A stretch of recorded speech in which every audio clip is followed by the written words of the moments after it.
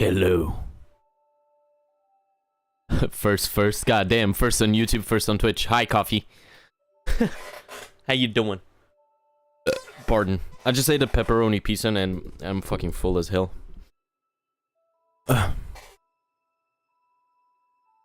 You ugly men. Am I? Bro, come on, man. Don't call me ugly. Actually, Actually, today, I look pretty as hell. Nah, actually, no. I have 2 pimples in my forehead, and they're fucking ugly, bro. I need to eat healthy. Fine, off-brand Jesus. Yes, I do accept. I accept off-brand Jesus, Walmart Jesus. I accept that. I don't mind.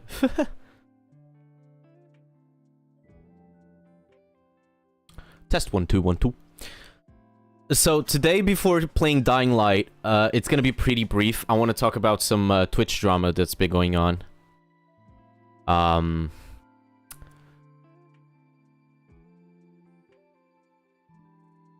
Thrift store messiah. Yeah, I accept that also. Not bad, not bad. I like that. Thrift store. Fun fact, in Portugal, there's not many thrift stores. Like, for example, in my area where I live, there's no thrift stores. And I wish there were, because clothing is getting expensive by the minute. God damn.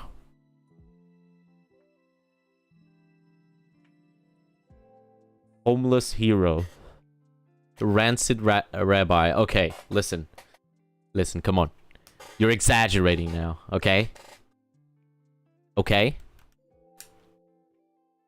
Don't insult me like that.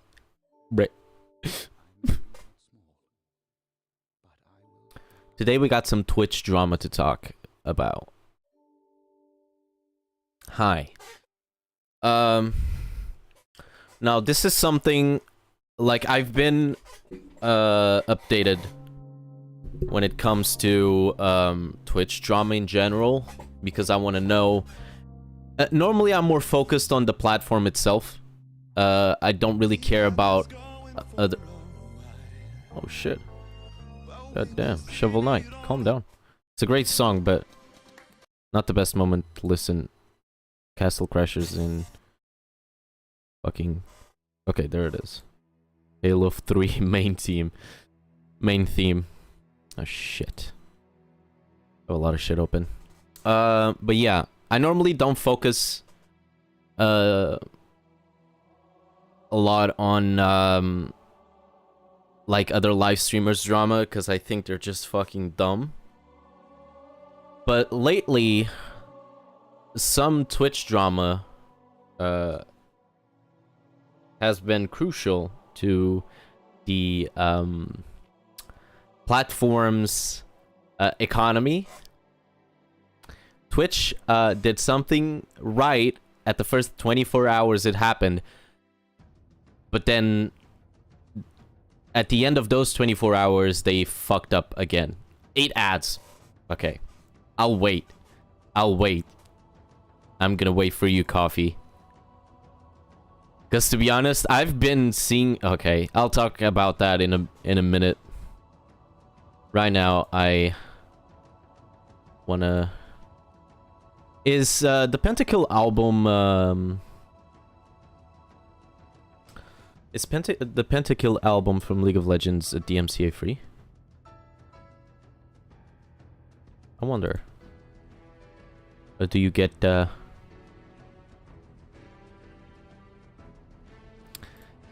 Is the League... Wait, I'm actually gonna put this here. Fucking. Just waiting here. Garage door ads. What the fuck? I'm waiting, Coffee, don't worry. You can check YouTube, you know. There's not many ads on YouTube.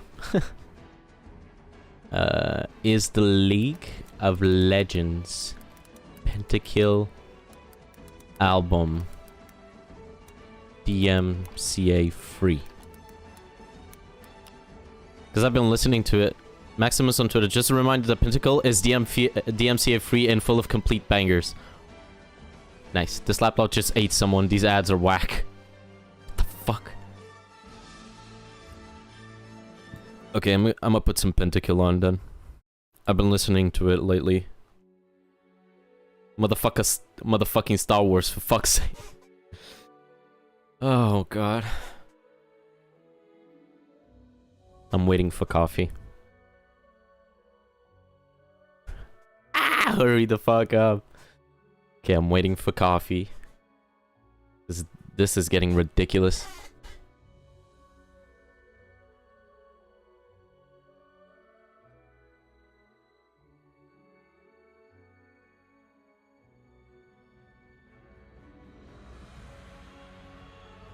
This is the most cringe ad. Gringe.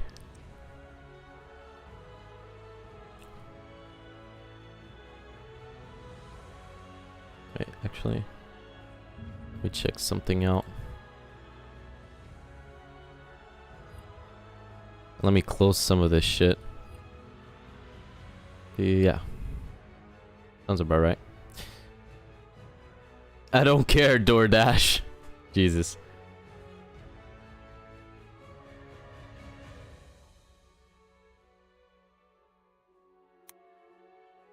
I'm back now. Okay, hi, Coffee. Welcome back. Okay, first of all, I was saying that, oh shit. That's not, edit? Okay. So first of all, wait, edit video. Video details. What? Huh.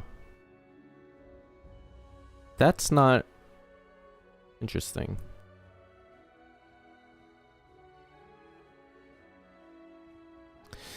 We go back. Okay, first of all, I want to talk about something that has been... What the fuck? This is not it. Let me go to the dashboard, maybe. Wait, hold on. Cause YouTube is very confusing when it comes to like stream shit. Okay. I need to scratch my fucking... Ah, there it is. Okay.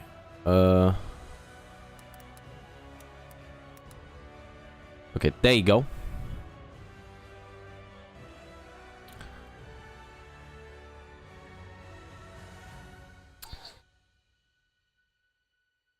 Okay, everything's good now. So, first of all, I want to talk about the Twitch drama that's been going on. I'm not gonna explain a lot. I'm not gonna go in depth with it. I'm just gonna give my opinion on it, and it involves Twitch as a platform because they are making some shitty fucking decisions. Like, their fucking HR is horrible. But what I want to talk about is mainly the Twitch drama that's been going on. But since a lot of streamers are involved, I'm gonna give just a quick run up of what happened. So basically, XQC was going to this event made by Cutie Cinderella called Shit Camp. At the last minute, he canceled it, and it was kind of fucked up for Cutie because she planned a lot of it, and XQC just ruined all of the plans by canceling, by saying that he wasn't going. Okay, it's not a big of a deal. You know, it is kinda, but it's not really a big deal. But it's enough to actually, you know, matter. Okay, that's the first thing. That's the first, what do you call it? Is the dimensions of my camera good? So weird. Anyway, because I feel my face is like, it's weird. Anyway, like I was saying, it's not a big deal, you know, compared to the other drama that happened on Twitch. Where was I? Sorry, ADHD, kind of fucky. Holy shit, my ADHD right now is...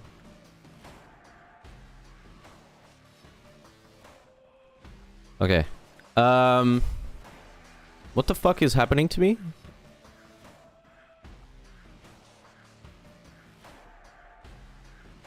Okay. Okay, I think I'm good. What the fuck? I just got a fucking Daisy Yellow the Sun. Okay, that was interesting. Anyway. So basically, that thing about XQC and Shit Camp and Cutie Cinderella triggered a lot of things. XQC, get some water. I don't want you dehydrated. I have like a big tub of water. Look at this. I bought this bottle of water because here in Portugal you don't have many brands that make these type of bottles, and I was really looking for a bottle this big because, you know, I drink a lot of water constantly. But thank you for reminding me, Coffee. Anyway, after that, XQC broke up with his ex-girlfriend. I don't remember her name. I think it's Amber or something like that. I don't remember. Either way, it was live. It was kind of fucky. Anyway, then things went to Twitter. It was like a big... it didn't went like this, like I'm saying, but it triggered a lot of things. Like Slicker. Oh, the most important part is that Slicker then... was a fuck in a Reddit post in livestream files or whatever it is. Someone posted a video of Slicker asking for money to someone, and a lot of people reached into a conclusion that Slicker was asking for a lot of money from a lot of other viewers and streamers and, you know, known people and also unknown people. It was very fucky. So he scammed a lot of people, basically, because he has an addiction to gambling. In my opinion, it's called an addiction. It's called a gambling addiction, because it's like a mental issue, right? It's a mental problem, you know, like, for example, depression and anxiety, or other types of addictions like I don't know, alcohol, drugs. I put it in the same category because there's a big percentage of people that, you know, commit the big S word, that are addicted to gambling, right? It was really fucked. And Kerry Dick, thank you, Fifi. How you doing, bruh? How you doing, my brother? Yeah. So that triggered a lot of things too on Twitter. Misgift said something about Twitch should ban gambling in general. Why taking the G word? Why talking the G word? What do you mean? An AS. What? Gas? Gas. I used to have a gambling addiction. It's absolutely terrible when you learn to come off of it. Like, gambling for me, like, I've never been addicted to gambling. I was never a gambling, you know, aficionado. I went to a casino like 3 or 4 times. I enjoyed being in a casino, for example. It was fun. Gambling with an expired condom. Okay, Fifi, come on, bro. Yeah. And I never got that little, you know, bug in my brain that was telling me, keep adding more money to, you know, the game and stuff like that. Like, if I got the money that I wanted, I would just pull out and leave. Then lost 40 euros. Yeah, bro. But like, I know when to pull out money, and it was like, and when I lose money, I'm like, I'm never doing that again in a long time. And I actually don't do it. I never did gambling online. Never, nothing like that. And I said, fuck this. Yep. But yeah, so Slicker scammed a lot of people, around $100,000 from what I think, from what I believe. And then Miskiv said, everybody, like, Twitch should ban gambling. Trainwreck comes, like, all of a sudden answers his tweet, calls him a lot of names. You look kind of dry. No, I don't, brother. I'm wet as hell. Fuck. Because you came in. But yeah, Trainwreck came and called him a lot of fucking names, and at the same time revealed something that Slicker actually practiced SA with another girl. It was fucking it's fucking unbelievable, unbelievable that he did that. Why are you outing our secret relationship like that? Jesus. I mostly gambled because my father raised me in doing so. I'm still a minor. And it basically burned deep into my skull. It makes sense.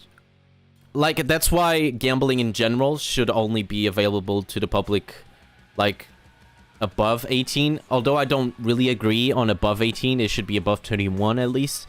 So the brain actually matures a little bit. Because people that are 18 years old, example for here in Portugal, are still in high school. So, do you mine diamonds or gold? I mine diamonds. But yeah. Oh, I get it. The miner. I get it. I prefer netherite. Minecraft reference. Dab. But anyway, back to what I was saying, because it's kind of serious. So, Trainwrecks accused Miskiv of, you know, hiding the fact. He dabbed. Cancel. God fucking damn it. Trainwrecks accused Miskiv of, you know, how do you say it? Puffing down, or like, you know, die out. Okay, tried to defend Slicker when he practiced SA, right? And SA is not cool. I think it's pretty obvious. If someone doesn't give you consent to do something, you shouldn't do it at all. Okay?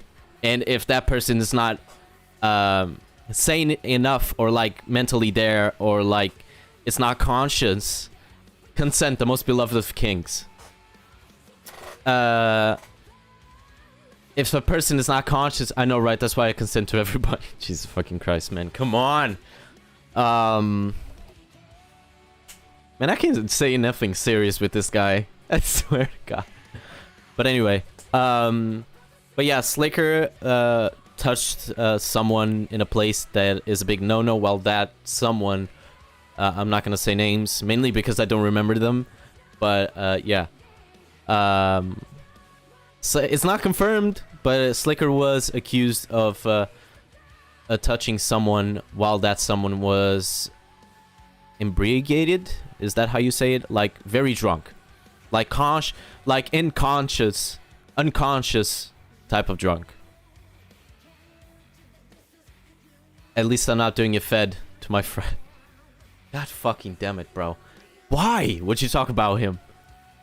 God damn it. Anyway, who cares? Anyway. So yeah, Miskiv was kind of an asshole because of that, and yeah, moving on. After that, Twitch banned gambling, not poker, and other strategy-based gambling like blackjack, mahjong, I guess, dominoes, stuff like that. Refer him as Misqueef. God damn it. Misqueef is actually kind of funny. But yeah, Twitch banned that. It's gonna be completely banned starting October, I think. I'm not sure, but I'm never gambling on stream. Neither am I gonna gamble and actually tell people that I gambled, unless like, oh, I went to the casino. Like, that's different. I would never publicly gamble. Not publicly gamble, but like gamble on stream. Okay, let's just leave it at that. I'm not a guy that incentivizes gambling. I gamble these nuts on a frying pan. God damn it, Fee, I have a new term for you. Anyway, and after that, okay, so that was a good step by Twitch. You know, I do agree that gambling shouldn't be allowed on Twitch and should be banned. The weird thing is that Twitch banned the use of two very specific websites, which kind of makes sense because those websites were the ones that normally sponsored the streamers, like Trainwrecks and XQC. So I'm glad. Pill Pickle Patrol. So yeah, it kind of makes sense that Twitch banned those websites, but it was very... It was a direct attack, which is worrying. Anyway, let me actually check something. Okay. After that, what happened after that? Oh, Twitch did a no-no after a good deed. Of course, they have to do a no-no because they can't be good guys for some reason. So now, streamers that reach the I farted again. Anyway, streamers that reach a subscriber amount of like $1,000, I think. I don't quite remember. I don't know if it's 1,000, 10,000, or 100,000, something like that. That reach that number of subscribers. Twitch will start receiving instead of 30% of the revenue that you get, is going to start receiving 50% of the revenue that you get, which is what I get independently if I reach that goal or not. They take 50% out of me, so I don't receive a lot of money from subs, guys. I'm sorry to inform you. I don't receive money at all, actually. Wow, that's a big fuck you to streamers. It is. It is. Interesting thing also is that now Twitch is incentivized, it's like it's how do you say it? It's encouraging other streamers, you know, streamers in general, to put more minutes in ads because you'll receive more money from ads than from subscribers. Of course, you'll receive more money from donations because they don't take from donations. But either way, it sucks. It fucking sucks. Hi, Richie. How are you? Yes, more minich. Get that. And funny thing, because Coffee, you know, every time she starts watching my stream, right? An interesting thing happens, which is she gets a lot of ads right at the beginning. Funny thing, I've put ads into the minimum requirement, but the ad viewership, although I have less viewers, less average viewers, it's still increasing. Sorry, Coffee, I always forget. I'm so sorry. I sometimes forget my no, it's Stay. It reminded me, the fact that they got a lot of ads right at the beginning of the stream, it reminded me that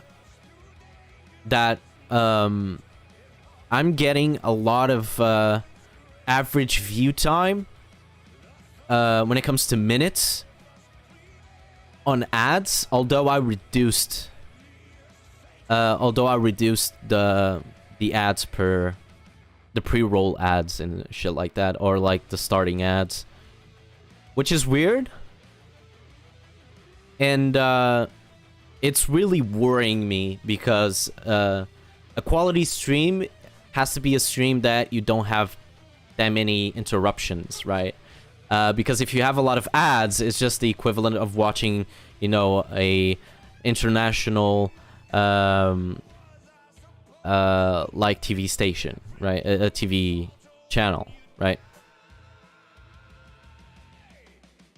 I'm a cracker. Oh, fuck off! Oh my god, Fifi. I can't say that shit on stream, bro. Oh my god.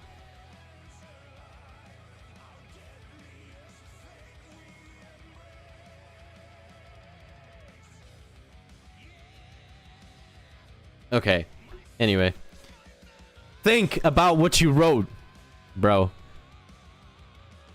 Of course not, bro. You can't even say the S-I-M-P word. Or C-U-C-K. Because it's offensive. Yeah, bro. Welcome to Twitch. I can say it on YouTube, but I can't say it on Twitch. Okay? So, a lot of Twitch streamers... Okay, let's go back to the topic.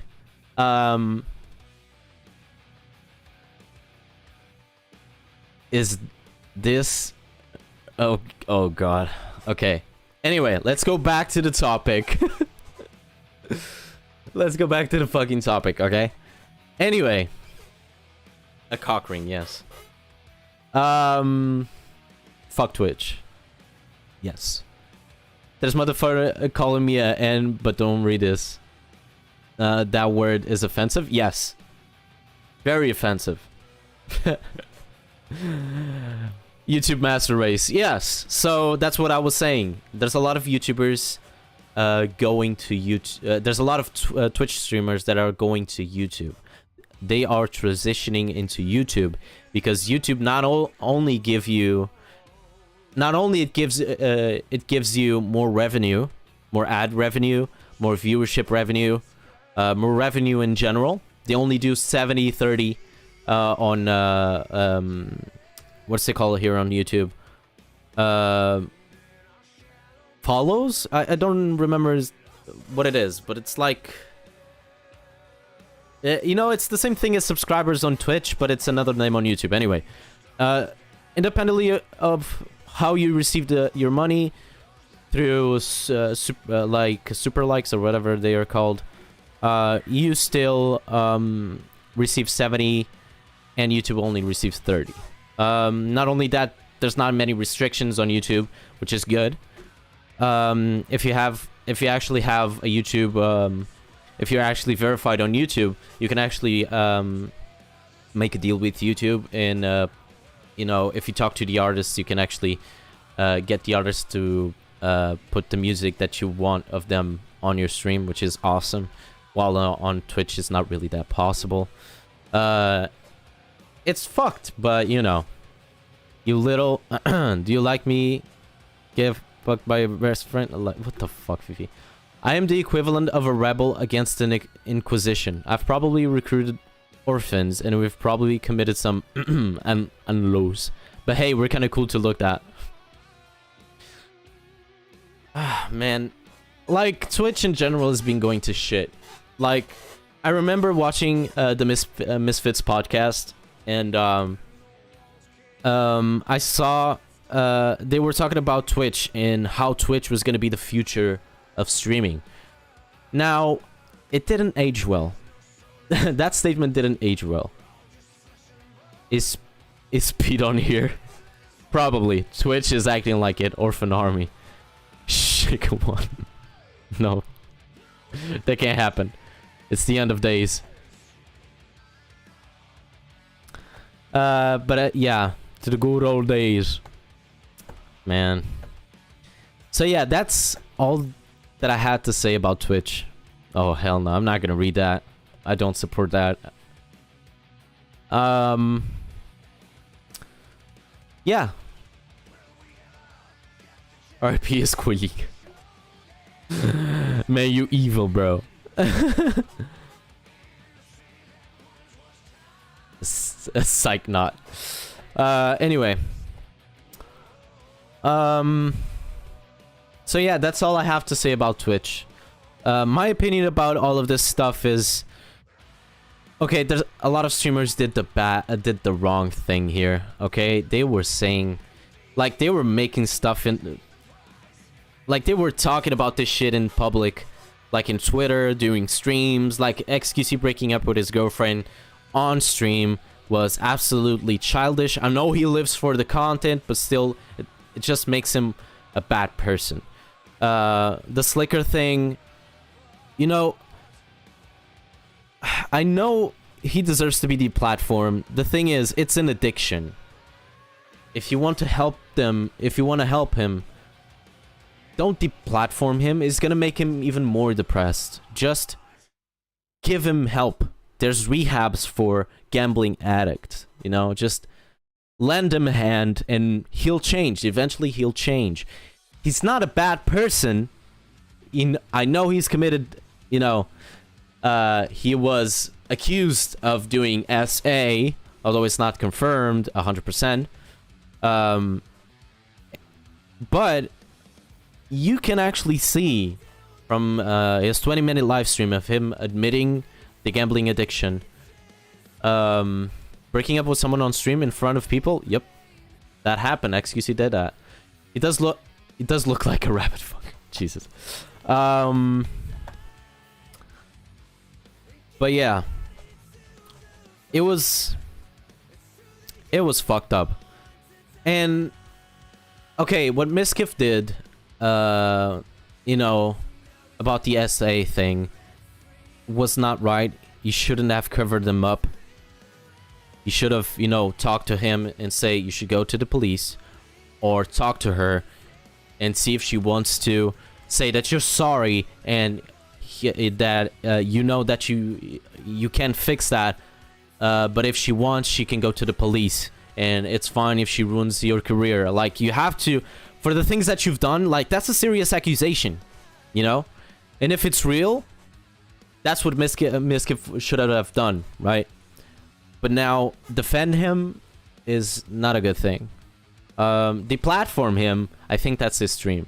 That's extreme. If my rabbit, you mean my ass, sure, why not? Fucked worse. Oven. Okay, for fuck's sake, your loves are making me moist. Jesus fucking Christ, you guys. I can't have a normal conversation with you guys. Jesus fucking Christ. Yes, fuck those guys. Anyway.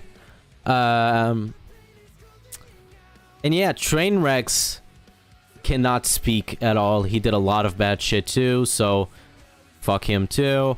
Ice Poseidon, all of the sudden, came back on Twitter. You know, recently came back, and I don't know if he's streaming, but he started saying shit. Was it Trainwrecks or Ice Poseidon? I don't remember, but Ice Poseidon started saying a lot of shit randomly. He's also a bad person. Shouldn't listen to him. He's not a good person to actually talk about that. There's a lot of people worried about Slicker, but Slicker is lucky to have great friends. Okay, fuck the kid. Oh, thank you. How dare you? Because that's true. I can say it. No, fuck you. God damn it. You guys are fucking memers, bro. Yeah, that's basically all I have to say. I don't remember what else, what other drama has been going on. Oh, and Twitch is just being a piece of shit. Twitch being Twitch, you know how it works. Memers is not the only thing I'm fucking goddamn it. But Twitch is mostly at fault, in my opinion, because it incentivized, it encouraged people by giving the gambling section a chance to exist. Not to mention pools, tubs, and something. Don't remember what. Whatever. That's also something that should be dealt with. I don't think it belongs on Twitch. Twitch is mainly an IRL plus gaming, you know, platform, and I think it just doesn't belong here. You know, Twitch can make like a plus 18 website. They have the money for that. Just invest on porn shit, like outside of the Twitch economy. But anyway, so if I ever change back to YouTube, don't get surprised. Don't be surprised, because if some shit happens that oh, another thing that I really want to say, and this is just my opinion, I think it's time for people to actually focus on the new generation of streamers, because the old generation is so company based now. It's so, god fucking damn it, Fifi.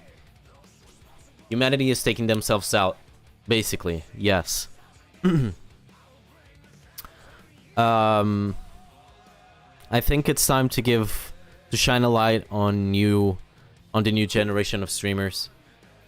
Because, for example, I am a new generation streamer. Speed is a new generation streamer, although they have more viewership than me, obviously. But they're a new generation of streamers. Aiden Ross is a new generation of streamer. You know, those type of streamers, I think they should get a little bit more of the focus. Oh, I forgot about mentioning. Do you guys know who E-Rob is? E-Rob is like Tyler 1's brother. He got banned for a month, I think, 30 days or whatever, for threatening a viewer that it was gonna beat him up on a stream convention or whatever it was, or game convention. I don't know what type of convention it was, but it was in an offline chat. And he got banned for 30 days because of that. But the other streamer that literally got railed on a stream, during a stream, only got a 7-day ban, which was interesting. It's interesting to see the side that Twitch is rooting for. They prefer, for example, if E-Rob fucked the shit out of the girl that got fucked on stream. Yes, Coffee, this is a real thing that really happened. I miss you too, Richie. Come on. Come on, man.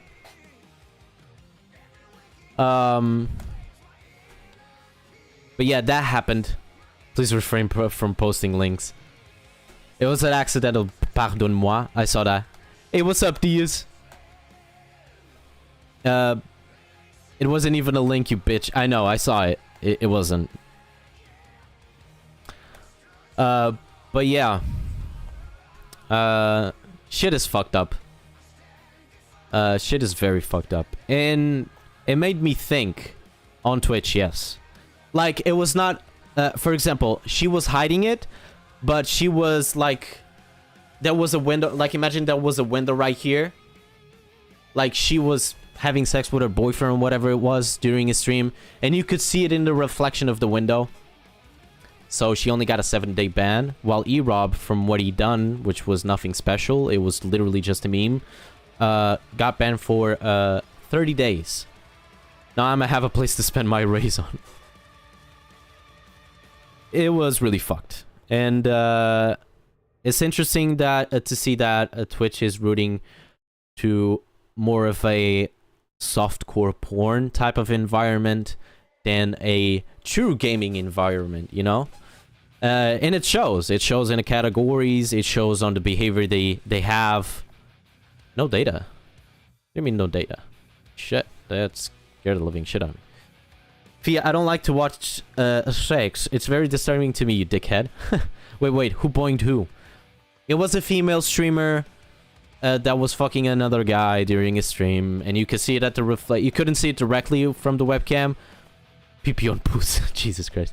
But you could see it in the reflection of the window during a stream, and it was fucked up. Really? Yes. No, me minor, he be child. I lost my V at 16. I lost mine at 14. Kind of fucked if you think about it. What the hell, man? Anyway. Yeah, that's basically it. Jesus fucking Christ, Coffee. Video or never happened. So yeah, that's all I gotta say. And the last thing I have to say is, don't be surprised if you guys receive a message on Discord, on the Discord server, saying that I went back to YouTube.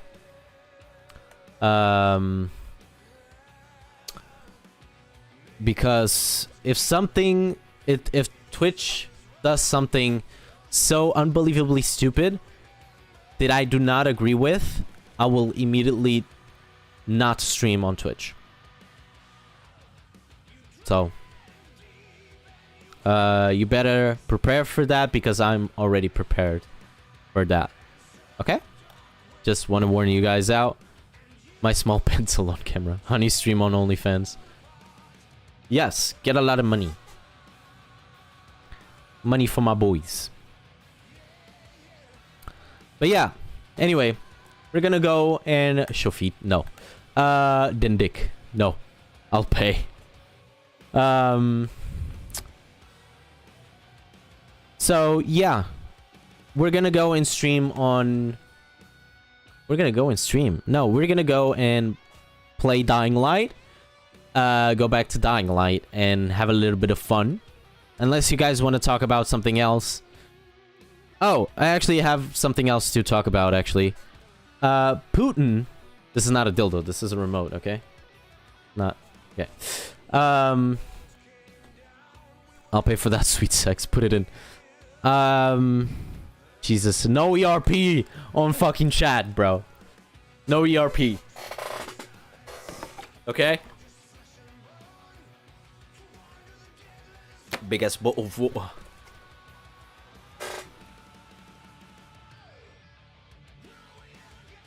Thank you, babe. PP on butt.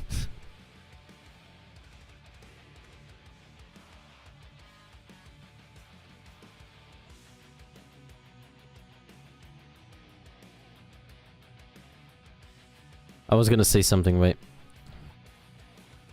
It screams ooh woo.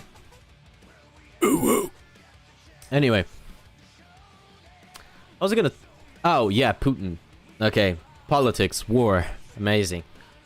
So Putin made a threat. Did you check Zello?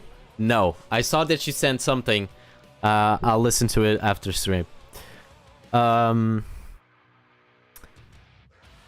Stop, bro. I can hear you. Have you eaten fruit today? No. I don't like fruit that much. The only fruit I like, it's funny during though. No.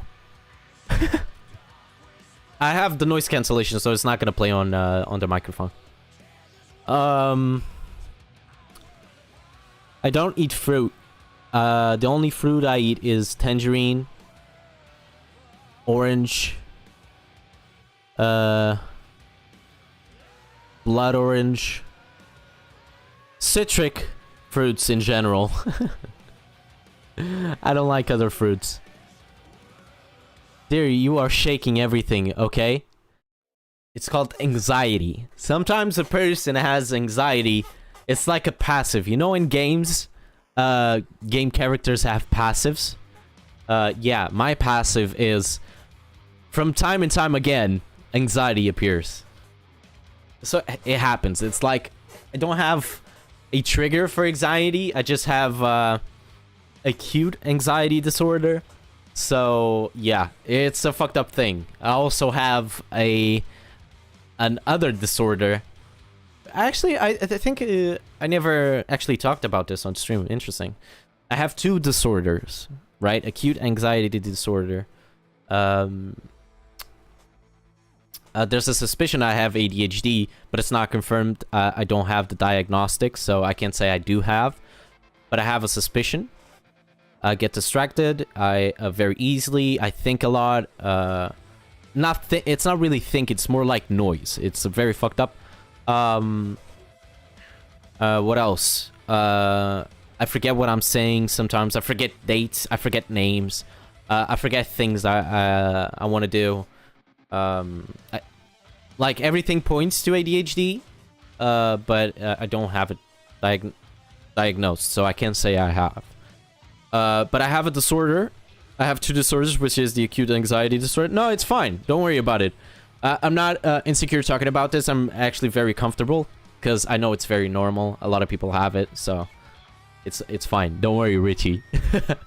And I also have like I don't like I always forget what it is, but basically it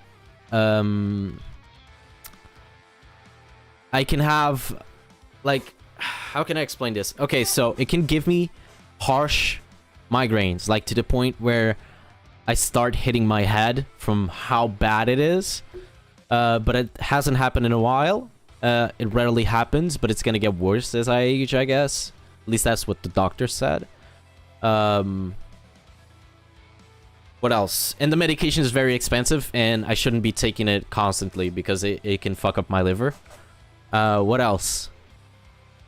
It gives me dizziness. How do... I don't remember the name of the disorder. Whatever. But, what else? It fucks up my balance. And sometimes it gives me panic attacks to the point, where, all of my, like my hands curl and my mouth almost closes like I'm having like a heart attack, or like, it's not a heart attack. Happens to a, like, what is it called? It's not a heart attack, it's a,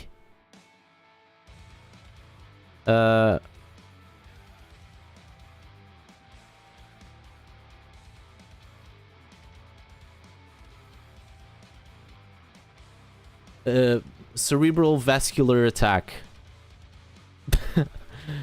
Is there anything I can do, even just for venting? Just know you have people there that are here for you. Yeah, but no, it's fine. Like, it's something that I'm comfortable talking about. You know, it's something that I've embraced. like I deal with anxiety pretty easily. You know, not easily. Like it's fucked up. If I could not have anxiety, it would be good. You know, it'd be perfect for my life in a lot of situations. But you know, I have to live with it. It's something that I develop, and it's something that I have to deal with. That's life. And when life gives you rotten lemons, you use it as compost. You use it as compost to grow better lemon trees, you know? So, it's fine. You guys don't need to worry about me, because I'm fine. Like, I'm not the person that has the worst, you know, in terms of health. It could be worst. So, yeah. Plus, it's also my fault because, in a way, because I don't go to the doctor often. Mainly because here in Portugal, it fucking sucks to go to the doctor unless you go to a private doctor and you have to pay like a bunch of money. But I don't force myself to go to the doctors to actually, you know, do check-ins. So it's also kind of my fault. I also don't go to therapy. And even though I feel like I don't need to, it's good to have therapy, you know? And I'm a great supporter of therapy. I think it's an amazing thing. I've done therapy 3 times in the course of my life, and I loved it. Not 3 times like one single time. No, it's 3 times like many months. Like 1 month, like 1 time, many months. Yeah, I feel like I'm mentally stable enough to actually compose myself and actually think reasonably. Although recently I did have, you know, a little bit of a breakdown, but it was a family issue. That's why I didn't stream, and that's why I didn't explain myself, because I didn't want to talk about it, because I'm a person that unless it's a person that I'm really close with, for example, my girlfriend, I'm not gonna talk to anybody about it, or like my best friends, like Fifi or Diaz. I'm not gonna, you know, talk about it, you know, by itself. Because not because I don't trust you guys. It's not because of that. It's just because I want some time to actually calm down, think straight, see what I can do to actually, you know, make it better. And if I can't do anything, I'll just, you know, if I can't do anything, then someone else has to do it, because it's their fault. If it's making any sense. It was fucked. It was about my family, and it was something that was in my throat, in my chest for a long, long time. And I needed to actually, you know, like, it's a problem that has been happening through the course of all of my life. And, you know, it was bound to happen. It was bound to happen sooner or later, so... And to be honest, I'm grateful that it happened already, because I feel a relief. But at the same time, I'm worried about, you know, something. There's a great therapy center in Stubal. I was there for a period in my life, and they helped me so much. You just need to ask your family doctor for a credential, and you're good to go there. It's state paid. I don't have family doctor, because I don't have healthcare. But yeah, that's why I don't go to the therapy, because my mom can't actually afford it. I can't afford it, and even if I had, I was capable of affording it, the jobs that I was working before, for example, didn't give me time to actually, you know, go to therapy. I'll be a family doctor for you guys. I'm a semi-doctor, just doctor. I'ma do it. No, it's fine, Richie. Like, right now I don't need therapy. I feel like I'm good. Whenever I need... I have a family doctor. I haven't talked to that dude in 15 years. Bro, you should actually use it because it's very useful, in my opinion. Like, I really regret quitting school because I lost my healthcare. And I could have gotten therapy. And yeah. Sometimes I miss mine too.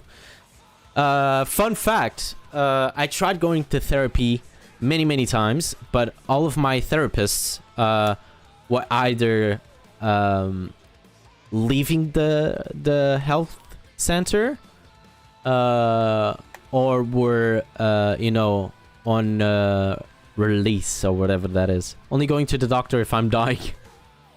Like, I'm not that type of person. If like I have a suspicion that something is wrong with me, I'll go to the doctor. The thing is, I better be ready to actually bank some money.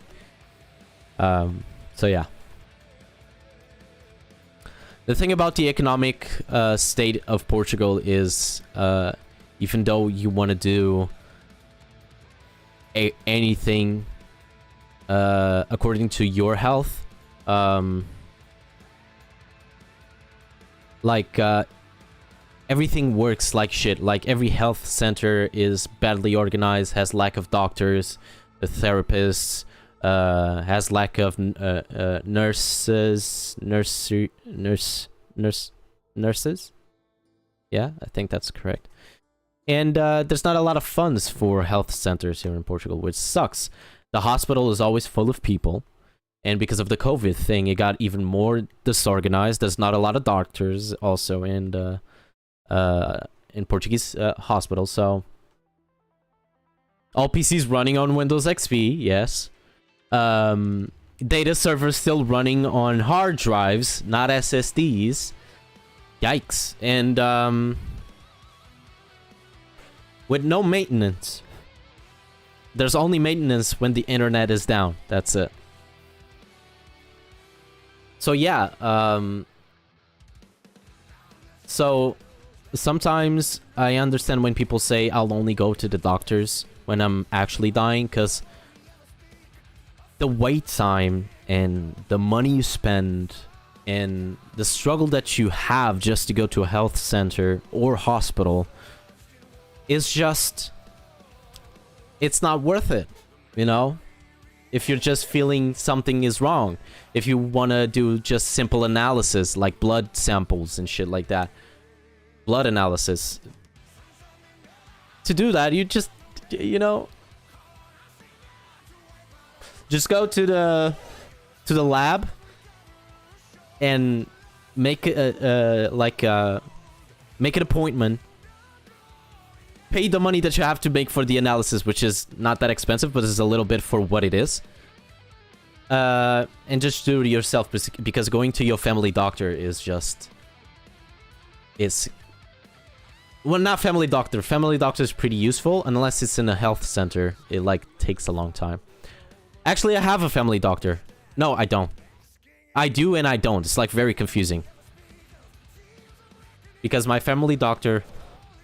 I think was like off duty for a while, and she was always doing that, so I had to change family doctors, but that other family doctor had a mental breakdown, so took like a break from its job. It's like very confusing, but anyway, it took my family doctor to tell me that as a gay person I was advised to make blood tests and HIV tests periodically. It's not, you didn't write periodically right, but I, you know, it's understandable. Is that correct, the word I mean? It's not written correctly, but it's understandable, don't worry, Richie. Now I go there every 6 months. Like, I wish I could do that. Like, I have a girlfriend, I don't have sexual relationships with anyone else. But, you never know. Like, I get cuts in my hands constantly. I have, cuts on my legs constantly.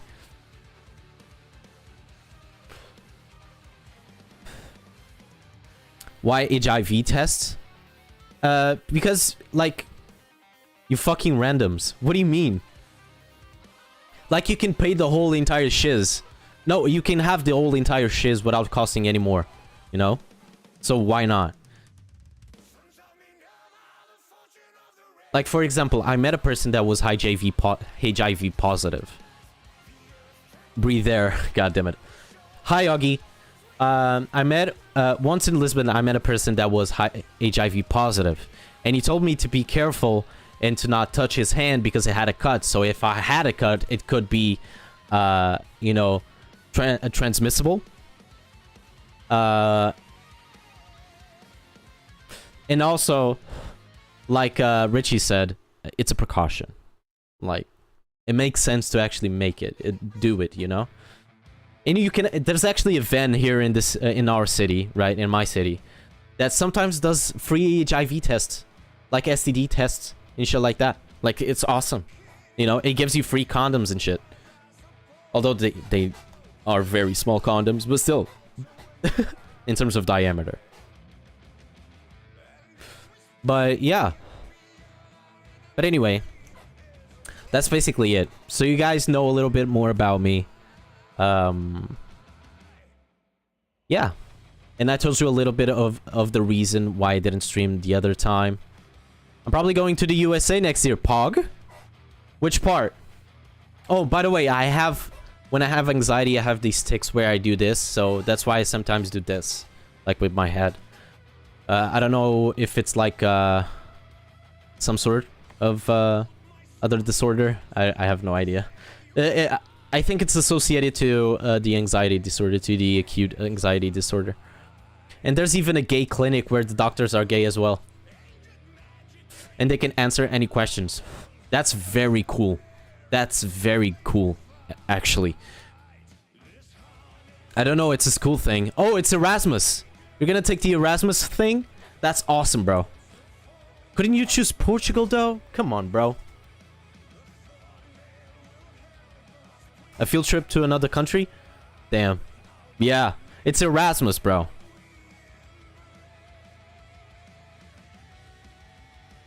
Like, some students are selected to go Erasmus. It's not Erasmus, it's Flex program. Ah, it's a shame then. If it was Erasmus, you could have. I think Erasmus is just European countries, right? Or am I wrong? I don't. Wait, I'm probably wrong. Probably wrong. I don't know what that is. Erasmus is like a thing in Europe. I keep saying Erasmus. Yeah, let me show you guys.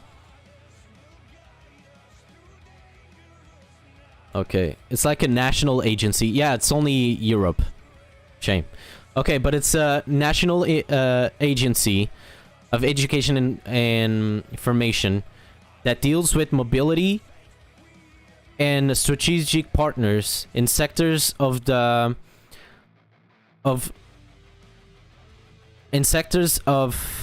I'm translating this with my mind and yeah, Mundi and a bunch of other programs of some sort. Yeah. Can I change the language? Accessibility, is this it? Oh, they have the accessibility tab. That's cool. But it doesn't have, like, friendly dyslexia. That's cool. Wow, I didn't know they had this. Wow, it's very cool. Anyway. And a bunch of other programs of some sort, yeah. Yeah, but basically you travel the world to other schools. You try to see if... I think you actually have the opportunity to actually choose if you want to study there or go to a certain college and stuff like that. Like, it's pretty fucking cool. You basically exchange schools with a native person to other countries. Yes, it's very cool. I wish I was actually put into that, but yeah, I quit school, which was a big mistake. I can now say that it was a big mistake. I don't regret it because I think stuff that happened in the past should not be regretted for, unless it's something that, you know, you haven't changed. But if you learn from it, it's definitely something you shouldn't regret. I was about to go, but gave up. I chose Scotland. Where would you go? Me? I actually don't know. Now that I think about it, it's a great social experience. I miss college. I actually don't know where I'd go.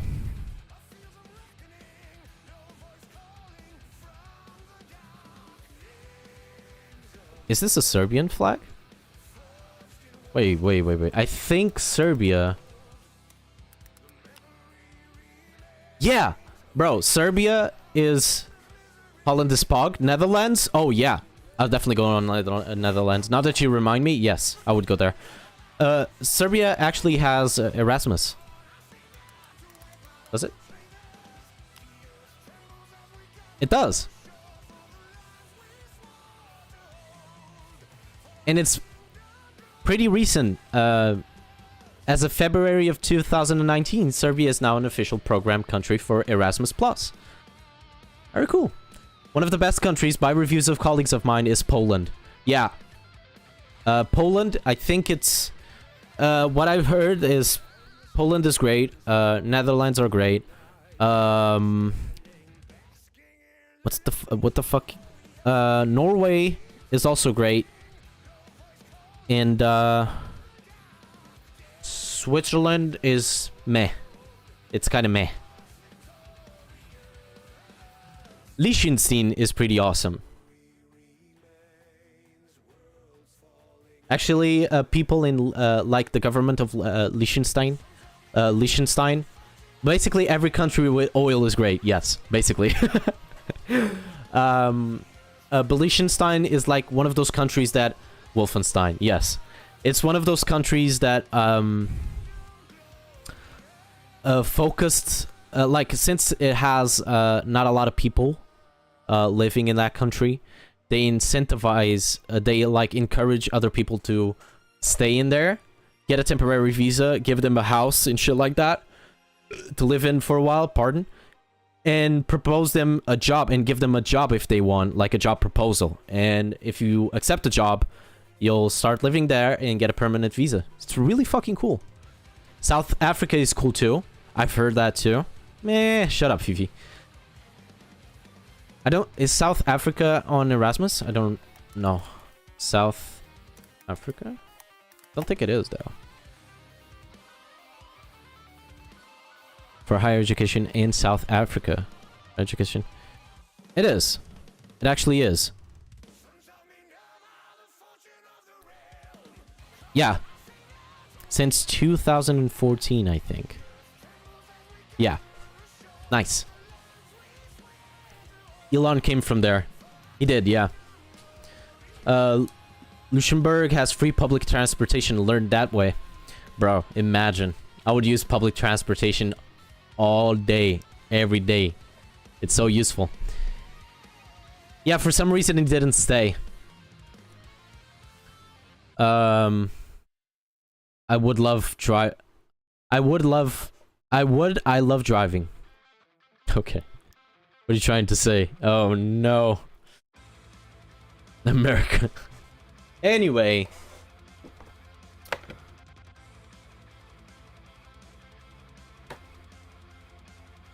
But I would definitely go to the Netherlands. Like, I have this incredible fascination with the Netherlands for some reason. I guess it's like the fact that almost everybody there drives a bicycle, like rides a bicycle, which is so eco-friendly. I love eco-friendly, I just fucking love eco-friendly countries that focus a lot on like renewal of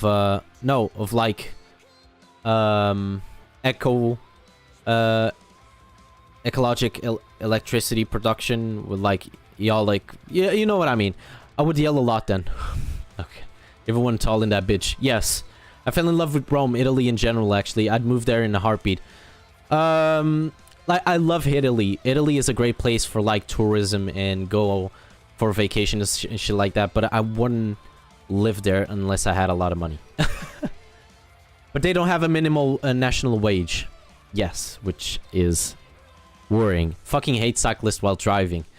There's not a lot of people who drive on the Netherlands. I don't know if you know this. Italy, beautiful. Yes. Italy is amazing. But like I said, in my opinion, for vacation only. There's actually an island that is paying immigrants to actually stay on that island. I don't remember what the island's name is. But they're giving them households and stuff like that, which is amazing. And jobs. You'd love driving in Italy. Why? Oh no, Fifi would love to drive in India. In my opinion. They ignore all traffic rules. Oh yeah? I think Fifi would love India more. Not only they ignore the traffic rule, there's no traffic rules actually. Road rage. And they don't have red lights and shit like that. Crossing roads is like a death wish. They never stop. Amazing. I don't know how fucking countries can work like that. What is that country that actually has like left, they drive on the left, but they have cars that are, that the steering wheel is like on the left side also, so you don't have any visibility to your left side when you turn. That's, I don't remember what's the country. Thailand, maybe? Great Britain, Japan, I don't know. Japan is pretty chill to actually drive. Well, you have Google. Facts. Left driving in left road. In left lane. Why you shouldn't... Country. I need to put country. Country.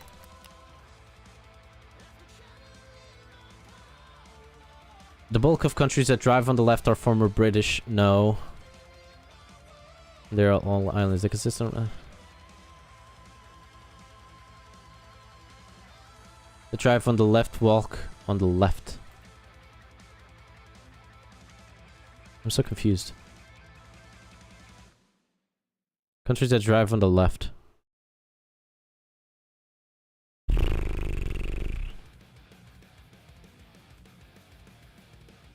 Countries that also drive on the left. Okay, I don't know which fucking... No, never been left a country. No speed limits, right? No speed limits, yes. Poor family. Same. I never traveled. I only went to like... I went to Spain actually. That's... But I went by car. It was a small vacation. In some parts of the highway. Italy is actually really cheap if you plan ahead. It was my first solo trip and I didn't need that much money. Wanna know why the Autobahn doesn't have speed limits? Road trips are lit. They are. They are lit. I love road trips in general. But it has to be like a comfortable car, because if it isn't, it's like... Logistic, Jesus Christ. It's funny that Autobahn doesn't have speed limits and rarely has car accidents. That actually surprises me a lot. So why haven't we all done that? Facts. True. I guess it's money. We don't have money for road trip. But hey, DS, if you want any tips on how to go at a cheap price, hit me up on Discord. 60% of German people want speed limits. On Autobahn, cancel Viewwert. It's kind of funny.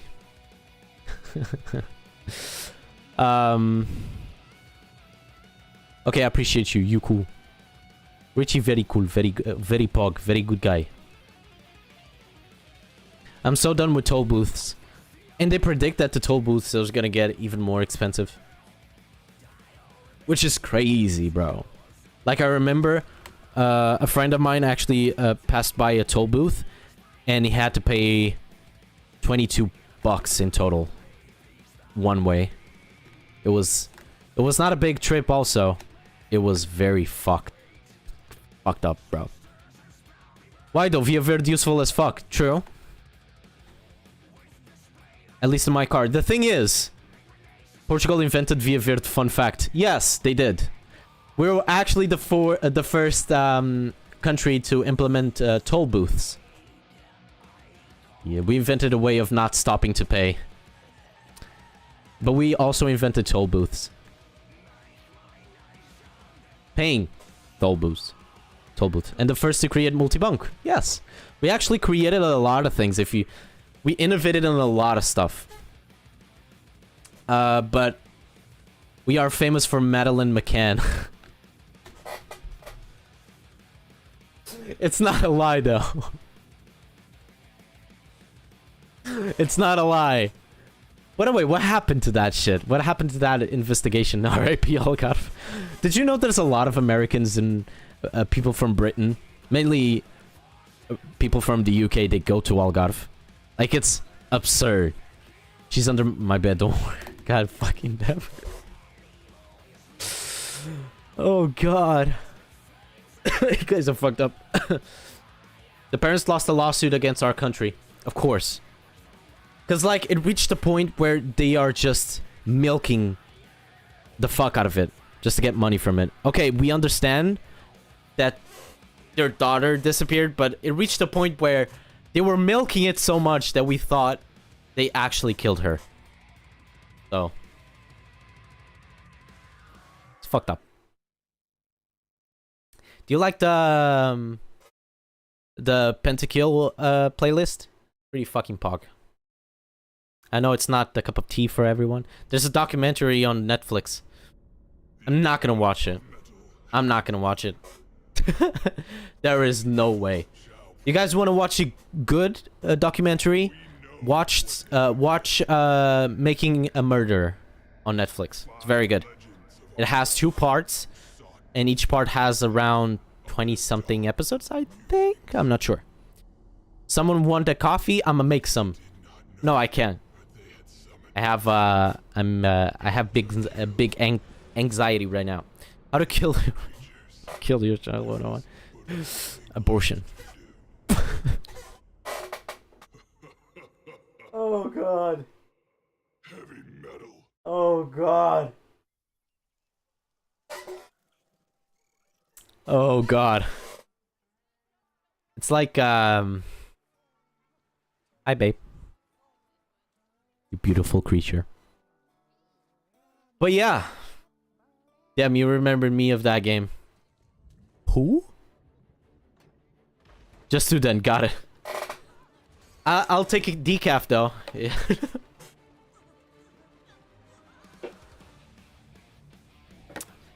Yeah, she's pretty. Pretty fucking hot. Fuck. Don't worry guys, it's not harassment. She's my girlfriend. Anyway. Hello, streamer's girlfriend. I have bagasse. Give me some. Give me some. Give me some. Give me some. I actually like to put pretty shit. It's not shit, okay? If you put bagasse in a coffee, it's so good. I'm talking about breeder. Hey, come on, man. Bro. It's so good. So 2 bagasse into coffees. Yes, give me some. Never drank alcohol. I wonder what it's like. My girlfriend, best girl. No, my girlfriend, best girl. Get the fuck out of here. Get the fuck out of here. Tastes kind of cummy. No, my girl, best girl. You know, we're saying this, but when they're together, they turn against us. So, you should probably think about that statement. I'm the best girl. Shut up. Yes, Richie, best girl.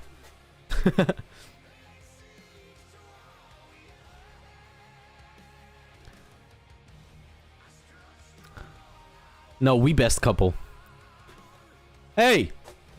Richie, don't steal my man like that. Bruh. A housewife in the making. By the way, what's your guys' opinions of being like a house husband? I'll give my opinion on it. In my point of view, I'm a house wrecker as well, apparently. What do you guys think about being a house husband? Or being a housewife for the girlies over here? Or a house person for the they them? Make food, clean shit, eat pussy, I mean. There's money coming in. Like, I wouldn't mind at all being a house husband. Like, I'm a very inside, like stay inside type of guy, and the kids have support, then it's fine. Yeah, I'm the house husband, so he does enjoy it, I guess. Nowadays, it does not have the same connotation as it had in the last decade. Yeah, I do be a main support. I am a main support also. But yeah. Like, I wouldn't mind. Like, for example, I talked about this with Rita, right? I talked about this with my girlfriend. If she gets the bag first, if she's starting getting the bag first, I don't mind supporting her in-house and work, you know, inside, like, at home. You know, just so we get a little bit more of money. I mean, I do have a great job and I work mainly from home, which allows my being a house husband.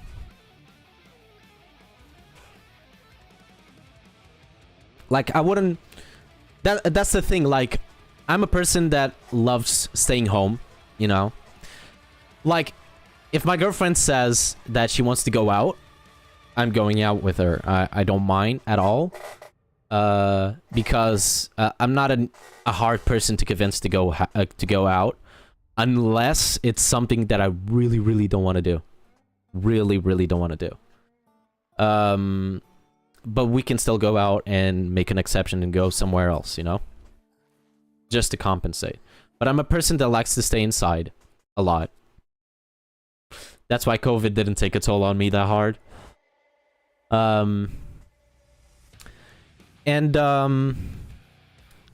Like, I already do house stuff. Inside what? Inside these. I'm a person that likes to stay inside of his house, you know? The wet. God damn it.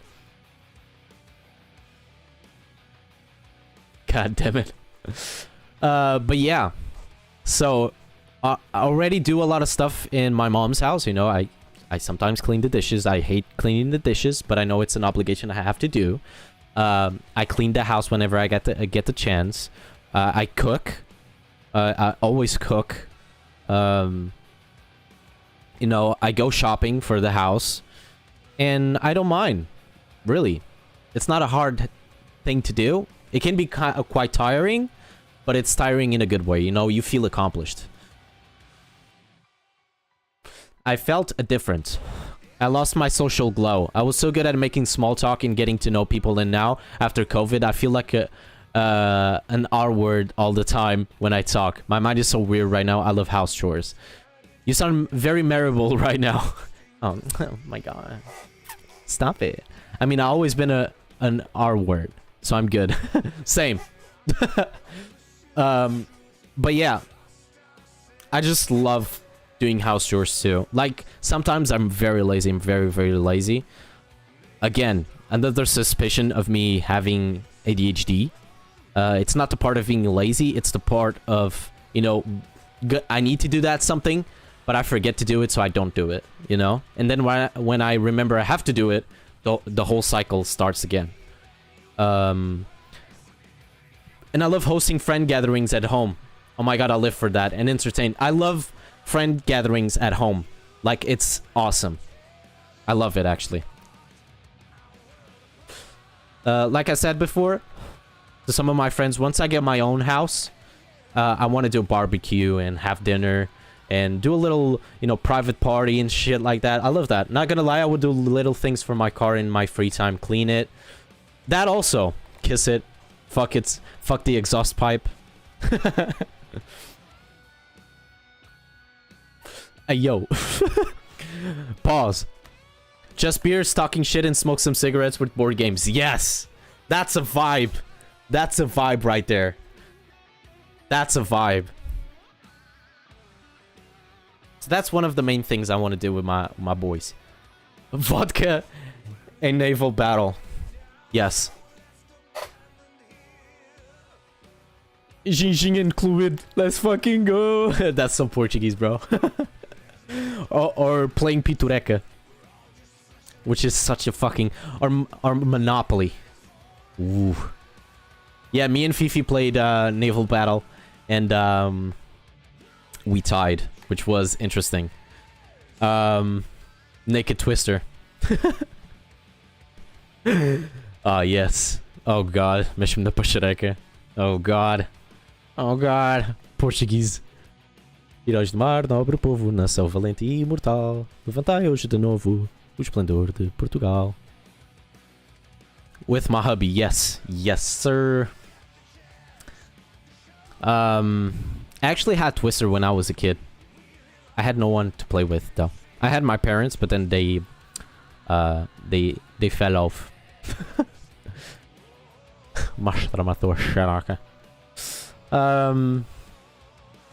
Yeah. Monopoly is a friend breaker.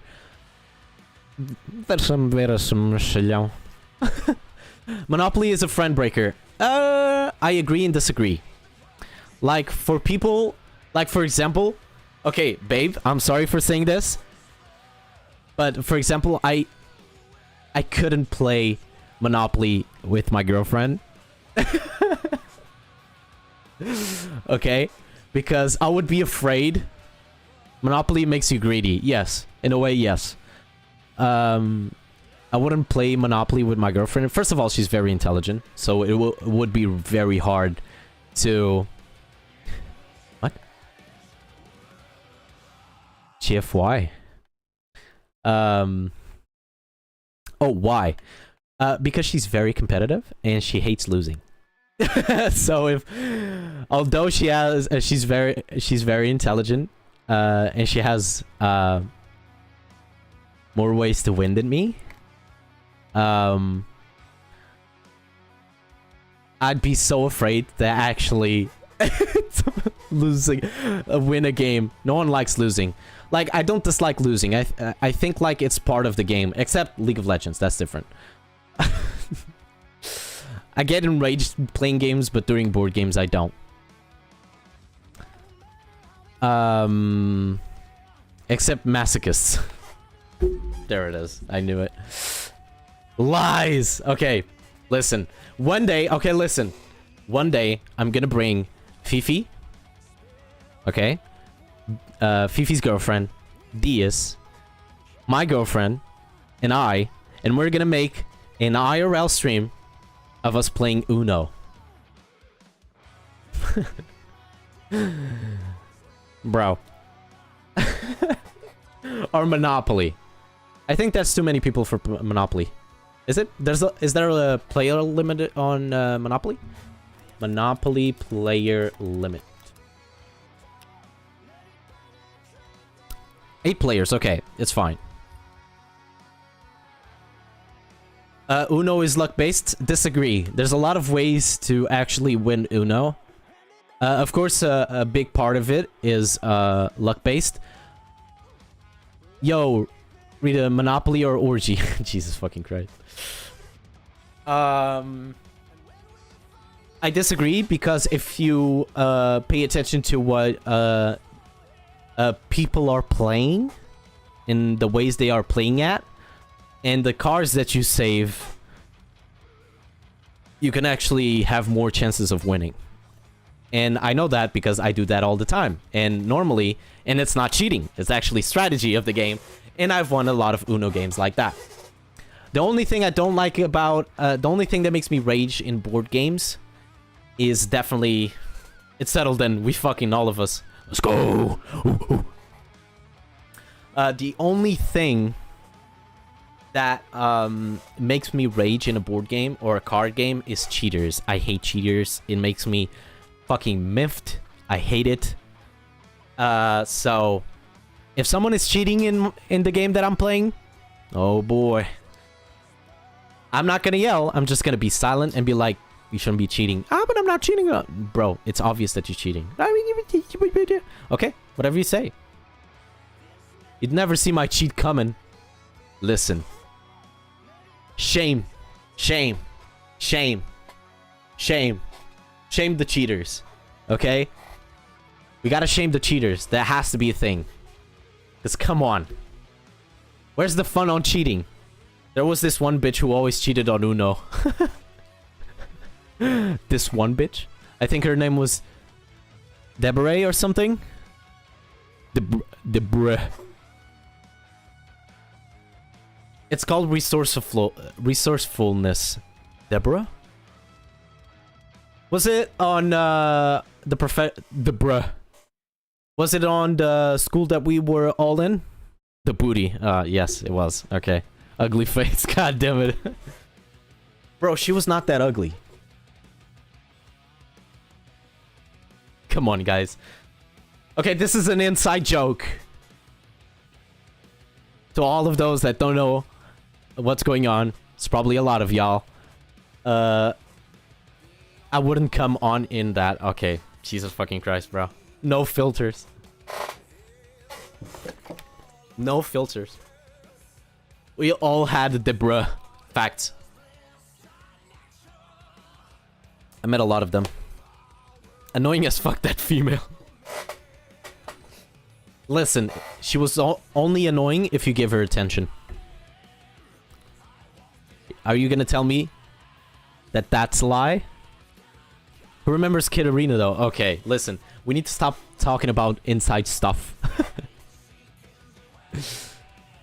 They're the reason I'm gay, actually. Fun fact. Really?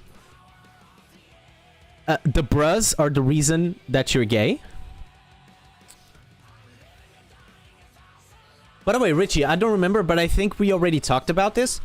But for example, how did you find out that you had a sexual and emotional attraction to men? I remember you talked about it, but I don't remember in the bacalhau. Yeah, it's terrible. God damn it. No, okay, no shaming females. Okay, we are not shaming females here. Okay, this is not a female shame stream. I do love bacalhau. Are you attracted to me? Are you talking about me? I'm always... Oh, Richie. Damn. Not shaming, stating my truths. Okay. Oh, God. I need to know. Fifi is very... I need to know. Touch willies. You know what would be funny? If I actually did an IRL stream of me going to the doctors and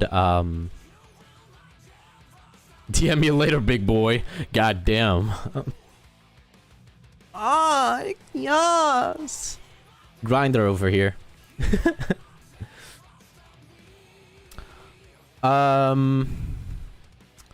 What was I gonna say? No, I need to make... I was thinking about random thought, by the way. Like going to the doctors. I don't know why I got luckier with guys than girls. And I'm hetero. 1 hour and 30 minutes into the stream and we still talking about shit. It's fun though. Everybody's interacting, which is good. So it's not bad, right? How about an IRL stream of me going to the doctors and doing an ADHD diagnose? Because I have to do it eventually. Right? I need to know. Do an anal exam. I found out through some terrible experiences, actually. But I kind of always knew, just repressed it. Okay. College was my true awakening. That's the good thing about college, is that college is so crazy that you actually end up finding yourself in, like, the shithole that it is. But you find yourself, which is great. But through high school, I came out. So you just felt more secure. More, how do you say it? More, how do you say it? Confident. Yes, thank you. You felt more confident, during college. Confident.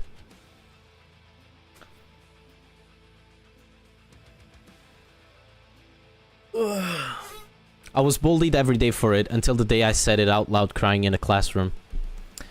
So basically a mental breakdown, right? That ADHD thing, it's because of social media. Everything is meant to catch your attention. Yeah. But the thing is, it's not only that, bro. It's like I forget a lot of shit. And it's shit that I should remember, you know? Like my own birthday. And, yeah. College was like, there are so many different people here, I can be myself, no one cares. Exactly. I'm very happy for you, Richie, and I'm so happy that your life reached a point where you are so comfortable that you're now... that you now have a husbando. And you're both living in the same house with no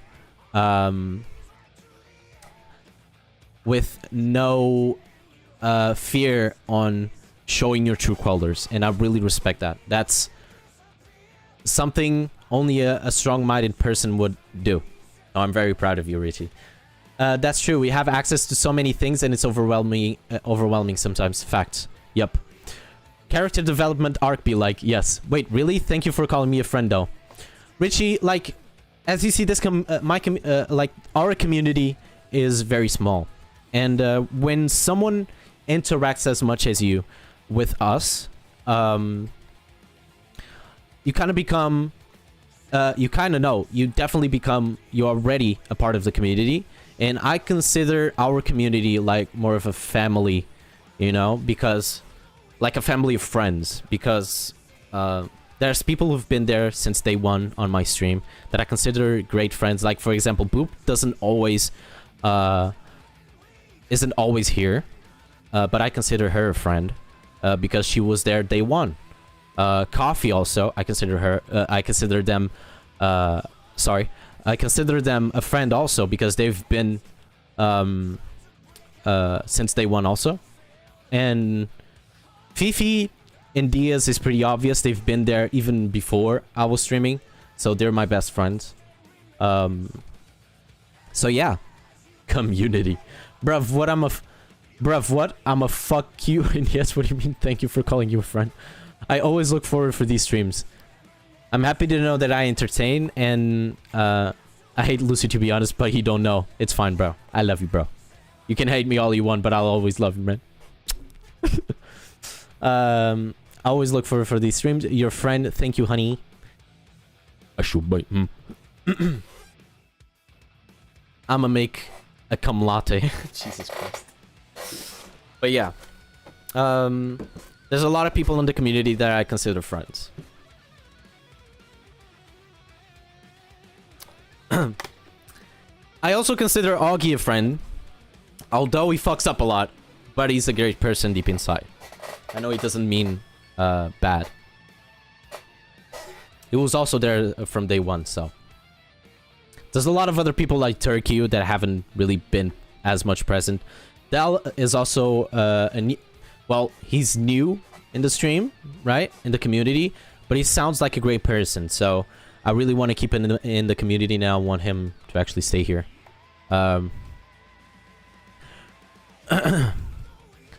Again, Rita is in the same section as Fifi and Diaz, because she's my girlfriend, obviously.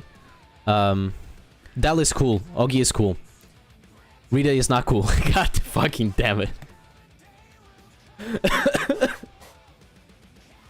Why you gotta do my girlfriend like that, bro? There's a lot of there's a lot of people in the community that I really consider friends, and I know they'll be there. Like, if I ever use venting. And to be honest, I'll only use venting when I'm really frustrated. Stupid bitch. I'm not doing your girlfriend, Jesus fucking Christ. Resuming, I do love you all. Truly, and want to be here for you guys. Welcome to the family, son. We all love you too, Richie. You're a great guy, you're a great person, and you have a great soul and heart. So we want to keep you in the family. So yeah. So now we have two new ideas with this conversation. Number one, board games IRL stream. And IRL stream, me going to the doctors. You could send me some money. Cough. I'll show feet. Yo, if I have to show feet to get money, I'll show feet, bro. I did get a raise, so I want to get wasted. Actually, one of these days, we actually need to get together and actually drink some pints. But it has to be like, everybody has to go, you know? Everybody that can go has to go. I need another raise, not gonna lie. You do, Fifi. You do. Pint is beer, right? Yes. A pint is half a liter of beer. So yeah, a pint. Pinto, as in what I'm thinking about? The bar? No, not the bar. You were saying pinto because I said pint. I got two, but still. But Fifi, you definitely need another raise, bro. Like, you do a lot of work for what you're getting, so... Started shaking for a moment. Is that like a hidden bar? Like a shady bar that you go to, Richie? I'm watching you. Is that where you get your drugs? You don't even know the half of it. That Teshkafdila. The Viagra. God damn it. Ah. Okay. So it's been almost 2 hours of streaming. I haven't played anything. In a way, it's really cool because we have a lot of topics to talk about and conversation is flowing really well. You see what happens when you guys interact? We have a good conversation. Beer night, we need to combinate. We need to combinate things. Combinate we need. But yeah. Anyway. Oh man. Yesterday I took the fattest shit. Okay, that was a random thought that I said out loud. But it's not a lie. I remember waking up. No, it's not. I didn't wake up and then took a shit. It was like middle of the day type of shit. And I actually don't remember. Tourette's be like. I need to fart. But yeah. This sounds like a Wattpad moment. I took a fat shit while he was watching. Who was speaking through the door? He thought I didn't see him. But I did. And so, I kept shitting. I wanted him to feel the smell of the fermented beans that I just ate. Black beans. I'm gonna make some coffee. Give me a sec. Your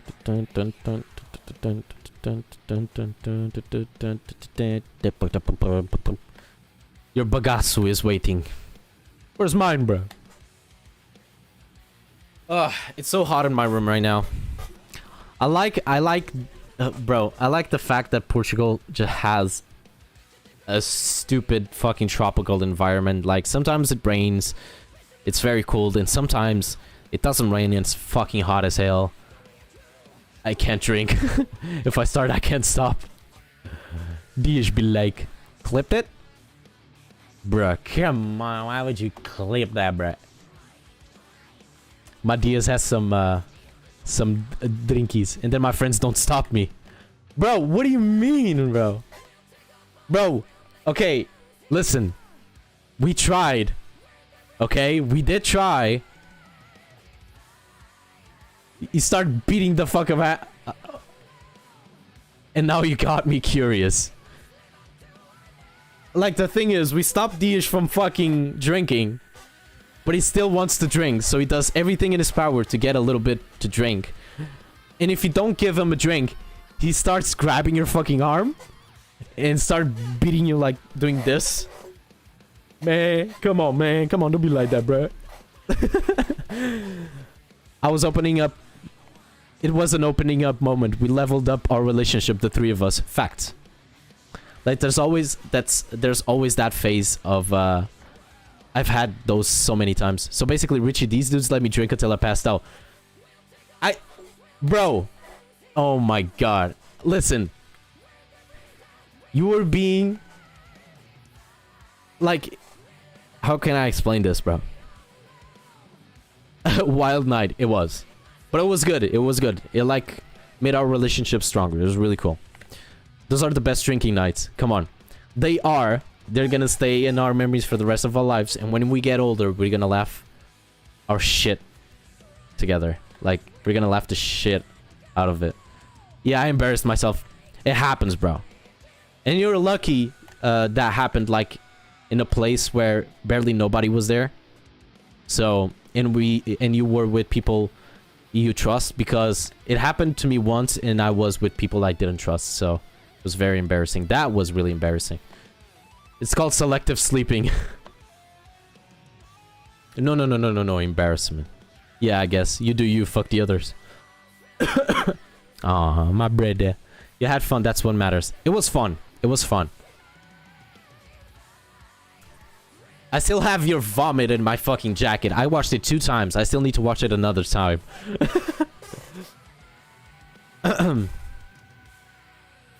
Trust these on your mouth. God damn it. My fucking... my back hurts. Funny thing, in my last job, I developed an hernia in my lumbar things. In my lumbar in the lumbar part of the... Yeah, oh god. Fifi, come on, bro. You're cheating on me, Fifi. On my spine, yes, thank you so much, my brother. Yeah, I got an hernia in the lumbar section of my... I think it's L4 or L5 or something like that. Yeah. And now, sometimes it's worse.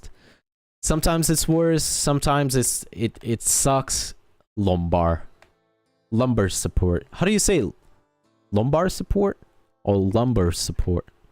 I think it's lumbar. Shh, don't worry about it. The more the STDs, the more spice the flavor. Sorry, funny word. You know what's a funny word? Coxes. Coxes, spaghetti, ravioli, penne, coxes.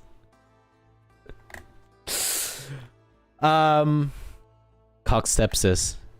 I'm stuck step, bro. Okay. Chimarrão as a word always gets me. Chimarrão.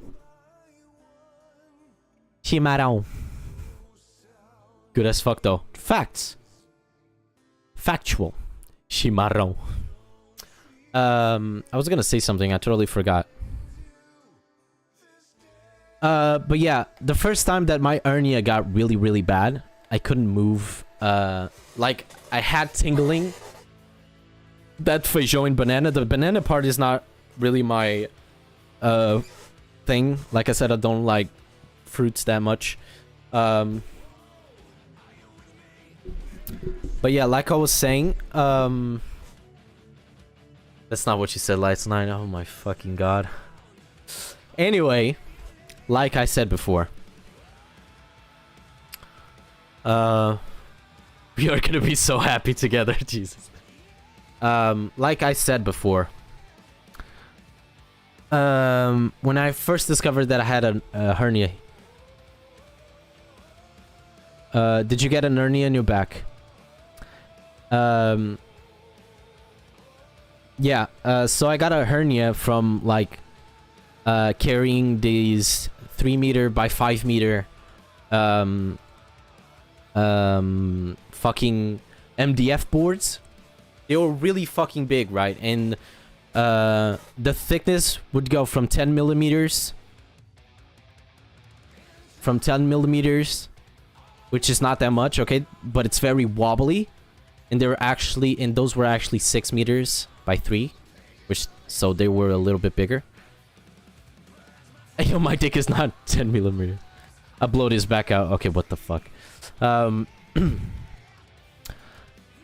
yeah, we had 10 millimeters, 16 millimeters, and 19 millimeters. And when you think about millimeters, you think, okay, it's not a big deal, right? But the thing is, 19 millimeters is a centimeter and 9 millimeters, right? It doesn't sound that much, but when an MDF board is 3 meters tall and 5 meters in length, that shit fucks you up because you barely have any support like you don't have anything. Where I worked, you had nothing that helped you with the boards. For the Americans, it's a diameter of a 50 cal. Okay.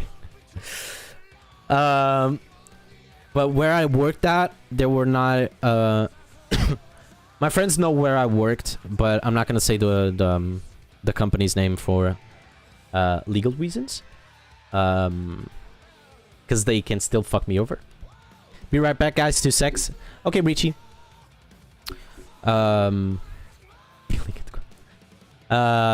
And normally I would have to cut 10 millimeter boards on the table saw, right? It was easy to cut, but it was so hard to like move around because you had to use all of your body's force.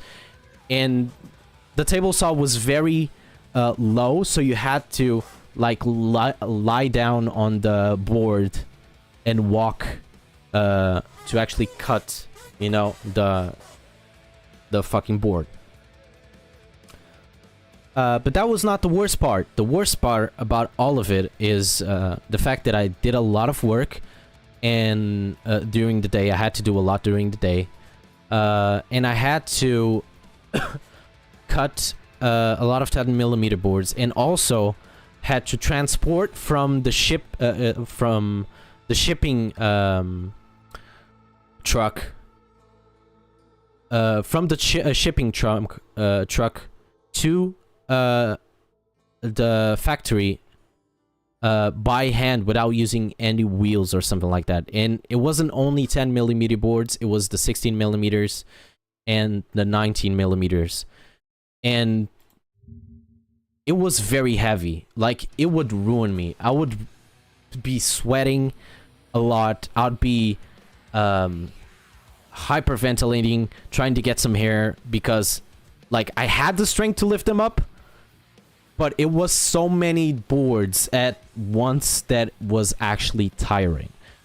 The problem about my ex-boss is that he doesn't limit his work. It doesn't limit our work, so we're constantly doing shit in like 2-3 days, you know, like closets, inside the wall closets. So how are you going to fix that now? I'm not. There's no way to fix it. There's treatments, but they're all temporary. There's also a treatment where you can actually remove a little bit of the inflammation in the hernia and remove the hernia. But for my example, I can't remove the hernia because it's in my spine. It's a pretty dangerous procedure, not to mention that I don't have a decent healthcare. I only have public healthcare, which is better than nothing. But it doesn't give me a discount on, you know, Koof. I don't have money to go to Koof. So, and it's a very dangerous procedure, and it's really fucked up because I remember the days where I first told my boss that I was having this awful pain day and night and day and night, and at night and at the beginning of the morning, it would, because I woke up every day at 6 a.m. So it was still cold, so my fucking back would hurt so goddamn much. Like, I would go down to the floor and it would hurt. It was like knives going in my fucking spine. And I would feel, you know, that feeling of like static in your tips of your hands, or like in the plant of your feet. You know, like ants. Yeah, that's basically what I felt constantly while I had the pain. And it was, yes, like static, exactly. And it was really worrying. Like, very, very worrying. I told this to my boss. At the beginning, he didn't actually believe me. He told me, it's normal in this type of job, don't worry about it. That will go away in like a couple of weeks. You'll be fine.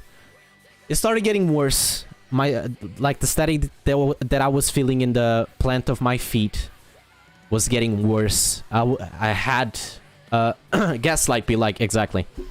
Was getting worse. I was weak in my legs, and I couldn't make simple adjustments like this on with my top with my torso, because it would always hurt and it felt like I was constrained, because it was the hernia was all inflamed and shit, so it was really fucked up. So first week goes by, it gets worse. So I tell him, all right, I'll see you in a bit. So it gets worse. Second week starts. 2 days go by. I tell my boss again, this shit is hurting as fuck. And it's hurting so much, and I don't know what to do.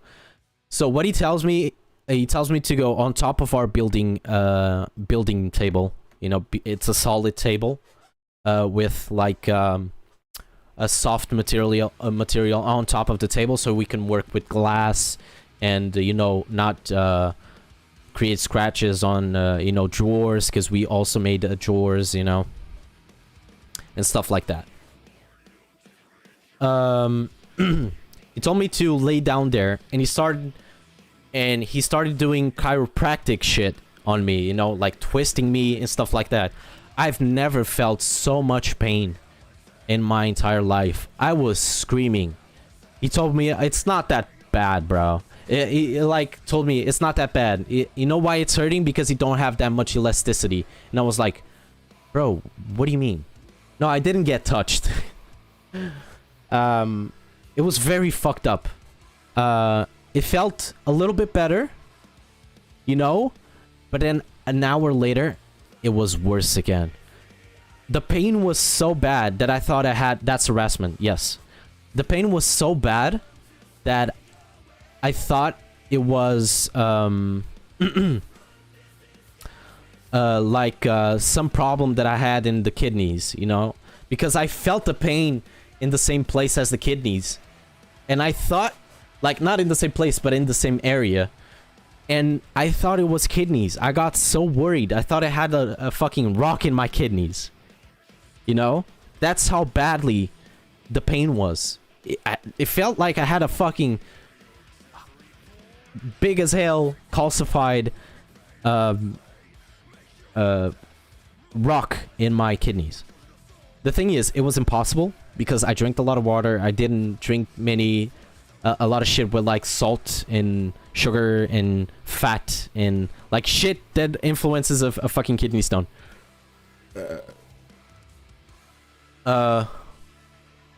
I thought the same, not gonna lie. He was a dick. And let me tell you the rest. Cause now I can wait, I'm... Okay. I'll tell you the rest eventually, but not now. I don't wanna... be suspicious, because he could be watching. Because that's why... that's one of the reasons why he fired me also. So... it was very fucked up. Because I streamed while I had my... throat also inflamed with pus and shit like that. I still streamed though. Remember when I was sick and I told you guys that I had a fucked up throat? You have to wait for next episode? Damn, Netflix. But yeah, remember... Yo, motherfucker, if you're watching these, suck my fat cock and throw my balls. But anyway, thank you guys for supporting me.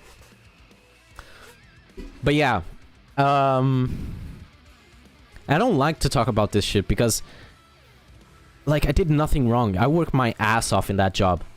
Like, I had no time for myself, and I focused most of my fucking time, almost all of it, into that job, and I still got fucked over. But we'll get that to that later. Yeah. So he did that. The chiropractic shit, he twisted me and shit like that. And I felt good. I felt not good, but better the first hour. But it got worse after that. Like, it got unbearable. I couldn't do anything. You know? But I didn't say anything for the rest of the day, mainly because he was rarely there. He was only on in the morning, and sometimes he wasn't even in the morning, like he was AFK most of the time. So it was very fucky.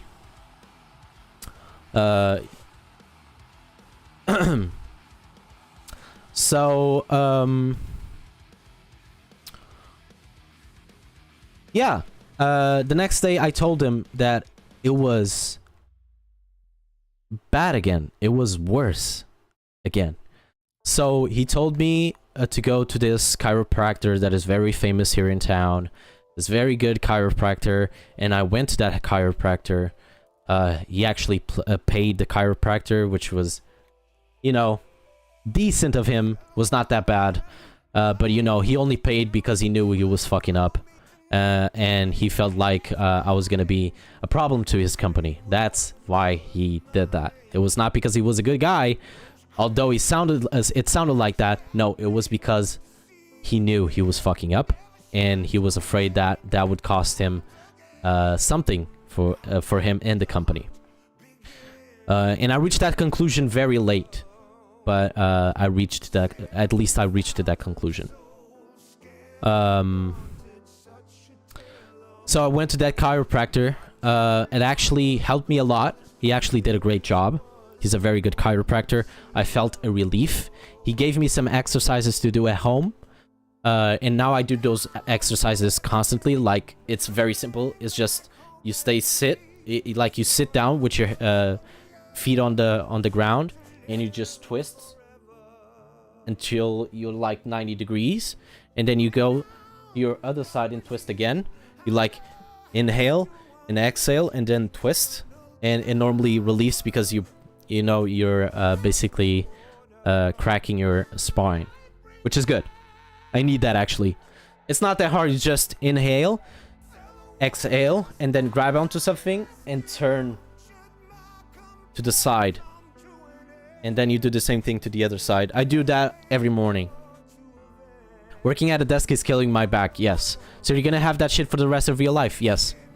I will. Unfortunately. And if it was in other countries, it would be pretty easy to go against him and actually get a little bit of justice.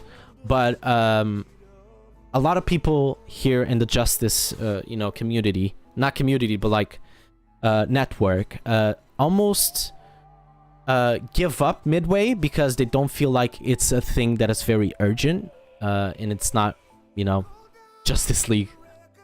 Yeah, our justice thing is not very good, but watch out about that. My father-in-law had to be operated recently because of a hernia. When I get old, I'm probably gonna get an operation also, so there's nothing I can do about that, really. Unlucky, very unlucky. But you know, it happens. But yeah, after that, I started working again. I took my boss, my ex-boss, told me that I could take that day off after the chiropractic. It wasn't, you know, completely a day off. It was like 3 hours off because I spent 2 hours in the chiropractor. And I worked that morning still. So yeah, after that I came back. A couple of weeks go by, it's worse again.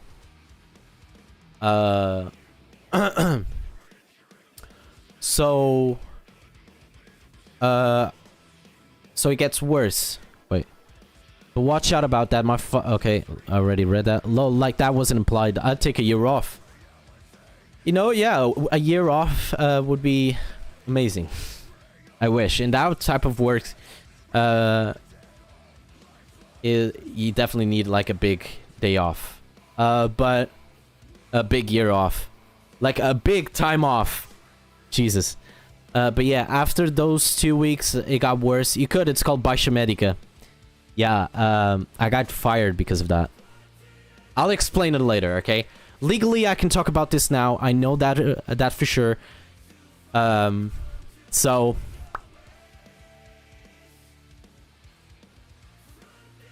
yeah, No, I can't. I can't. Yeah, and I'll explain it later on. That was... He did a shitty maneuver on me. He caught me off guard, and it fucked me up, okay? So basically, okay. Let me... That sounds suable, not gonna lie. The thing is, I went to court. Like, I went to court to get information. They said they couldn't help me. I asked my mom because she works in justice. So with people from the justice, you know, from courts and shit like that. She works in a court, and you know, I could have gone to like a to ACT, right? For bad for like there's a name for that, but you know, bad conduit, bad worker conduit or something like that. I don't remember. Nobody could help me. They said there's nothing you can do. There's literally nothing you can do. You can try either way, but the money you'll pay for a lawyer, the time you'll waste on that, plus he has a lot of money and time on his hands, so he can easily win a case like that. It's not great and dandy as you guys think it is. I was basically scammed. So, but we'll get that. We'll get there in a moment. Let's go back to the hernia, okay? I need to remind myself that I can legally say this because I don't have any legal case going on. There's like I'm not associated with that company anymore, so you could actually have got a state-appointed attorney. State-appointed. Okay, fun fact: state-appointed. I don't want to sound rough, but state-appointed attorneys don't do shit. What they'll tell you is that the best you can do is say that you wanna just want a consensual contract between both of you, and he gives it like a settle, yeah, like a settle. Like he says sorry, gives me half of my paycheck, and it's done. You know. They don't actually risk, you know, a little bit to actually get some justice. Because normally they're afraid. Because in those type of cases, companies have way more power than, you know, workers, believe it or not. That's why we have ACT. Although ACT doesn't really work that well either. There's a long wait time, and there's a lot of people in front of you. You're going to take a lifetime almost to actually... You know, and eventually you'll give up on it because it's been so long that it's not worth it anymore, right? So, nobody could help me in that. But anyway, my hernia got worse. I told my boss I needed to go to the medic ASAP because my hernia was killing me. I couldn't get up in the morning. It reached, like, I remember the first time I couldn't get up off my bed. I couldn't move because if I turned just a little bit, I would feel an immense pain in my back. Like, a pain so acute that... bro, I wanted to cry. I wanted to cry so badly. And I rarely cry. Very rare cry when it comes to injuries. And, you know... Bro, I remember... I have this huge car in my... Wait, it's not huge, it's like... Can you actually see it? No, okay. It's very old, by the way. But there... You see this little scar? Okay. That was like a hole this deep. I didn't cry. I have this hole in my knee. I shed a little tear, but I didn't cry. Like... I fell down so many times. I used to ride skateboards and shit like that. I fell so many times, never cried. I busted my hand. This one. I cried a little bit actually, because this shit was so harsh. And I was really young. I was really young and stupid. But yeah, like I got a lot of injuries. I got beaten down when I was bullied. I never cried. I cried once, but I was also very little. I was a child still. But yeah, I rarely cry nowadays. And when I cry, it's normally because of a mental breakdown. But yeah. But the pain was so intense that I wanted to cry. Like, it was bad. And I had to send texts to my boss with this fear in my mind that he would fire me for this shit. Although legally he couldn't, you know? So I would send... In the days that I couldn't wake up, that I couldn't get out of bed, I wouldn't even go to my computer. I would send a text to my boss saying, unfortunately, I'm not capable to go to work today because my back hurts a lot. And he would normally let that slide because he knows he was fucking up, right? So he would normally just tell me to like rest, right? Okay, take this day off, it's fine. He would take out of my paycheck, but he would let me take the day off. He also wanted me to work on Saturdays. He was constantly telling me at the beginning, at the interview, he was always telling me, okay, we also work Saturdays here, but you're not obligated to. But he was like, and that's what I did. I normally wouldn't do Saturdays, but he started pressuring me into doing Saturdays. And I didn't want to because I was not obligated, right? By contractual means, I wasn't obligated to work Saturdays, right? But either way, you know, I still worked some Saturdays because money. But still, that also fucked me up.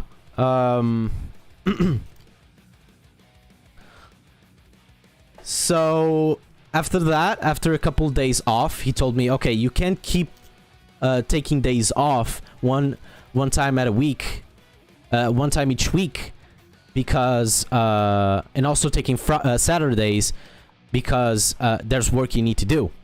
And I'm like, okay, but what about this hernia that I got in my back? What the fuck am I supposed to do, right? Okay, motherfucker just told me, okay, go to the doctors then. I don't think they will do anything about it, but go to the doctors. And I'm like, okay, can I take this day off to go to the doctors? And he's like, sure. And if I don't get an appointment, can I come back the day after? Can I go back the day after as a day off? And he's like, okay, sure, just go. Just do it as fast as you can. And I'm like, okay, I'll do it as fast as I can. And I did that. I went to the doctors. They told me to do an x-ray because they thought it was a problem in my spine. But they said it's just, you know, that it was just a precaution because I was saying that since my movement was so limited and I was feeling static in my legs, it reached to my legs, yeah, in my legs and plants of my feet, that it could be more than a hernia. And that was scaring the shit out of me. It was really fucked up. Let me just take a sip of water. By the way, if my ex-boss is here, fuck you. You're the worst person that could ever existed. You never helped me, and your help was only thinking about you, motherfucker. Anyway, going back, was only thinking about you and your company. I can't believe it's such a relief talking about this on stream. Not gonna lie. If he's here, sir, I'll be seeing you in court. Man, I wish that was easy. I wish that was as easy as that. Hey guys, if you want to help me in court, I'll make a fucking... Bro, I swear to God, I'll make a fucking donation goal and I'll send it directly to my credit card so it doesn't get, you know, that taxed so it doesn't get taxed as much. And I'll fucking go, bro. I'll fucking go to court. But no, seriously, let me just so yeah.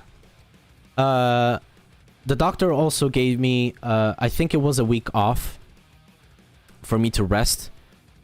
Because the pain was so fucking hard, bro. The pain was horrible. I remember one morning, I remember sleepless nights because of the pain. The doctor actually gave me pain medicine. Pills for pain pills, you know. And it didn't help as much.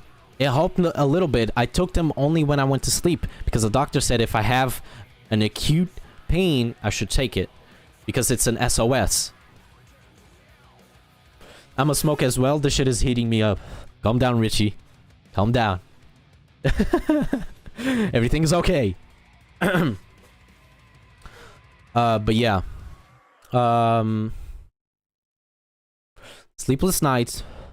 Waking up with a pain that I almost wanted to cry. It was so fucked up. I hate unfairness to workers and shitty bosses.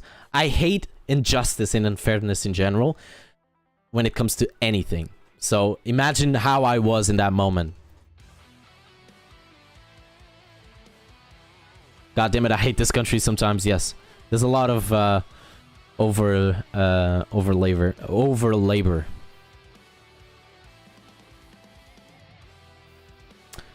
But yeah. So I think, I hope I'm not correct, but if I'm not correct, correct me. Girlfriend, Rita, because she knows. She's, by the way, props to her, best girlfriend ever. She's one of my biggest supporters, and I love her so much. She was a big pillar in that moment, and I couldn't ask for more. Like, props to her, like for real, best girlfriend ever. But anyway, I think it was a week off, and after that I went back to work. I started using the 70 euro fucking win girlfriend. Yes, girls and gays for presidents. I don't know where it is, but I had this elastic support, you know. It's so gay. Shut up, it's true. I'm just stating the fact. I had this elastic thing that had some metal straps to help me support my torso weight, so it wouldn't make as much weight to my spine as it should. I have it somewhere, but I don't know where it is.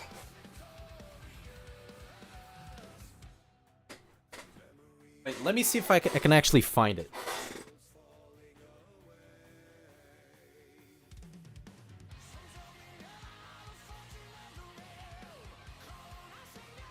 Wait, I think I know where it is. Wait a minute.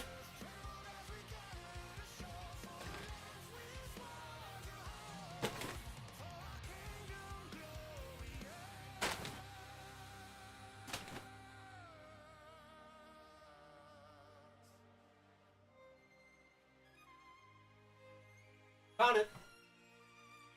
Okay, I found it. It's this right here. So this is for lumbar support. In the meantime, do any of you know anything about TVs? I do. LG, best company for TV. Samsung, also. The other, we'll be back to this topic.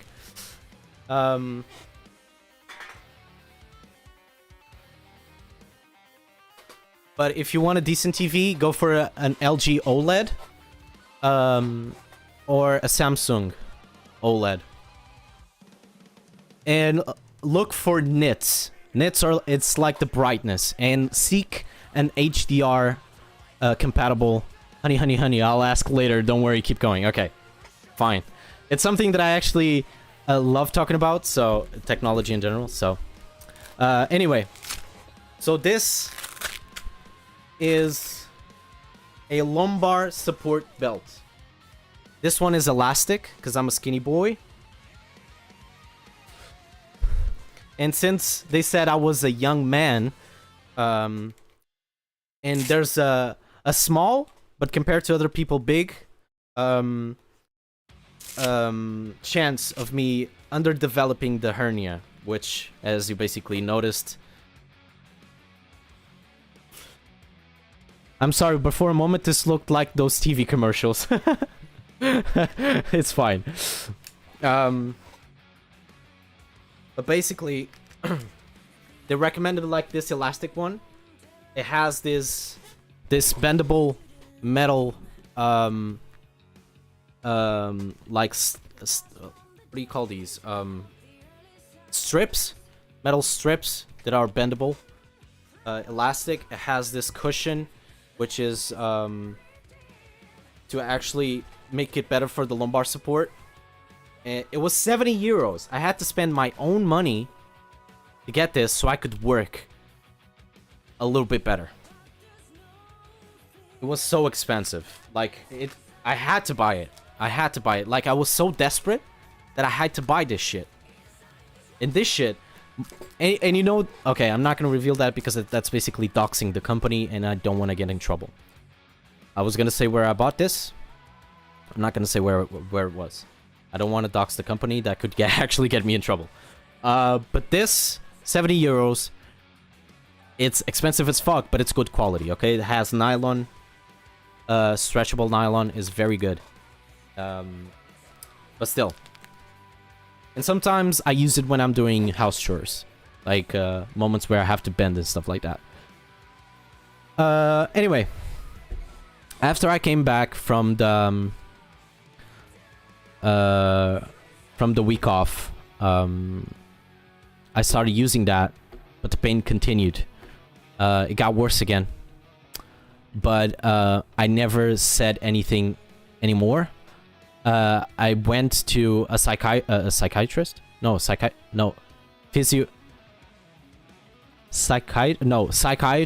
right? Physiotherapy.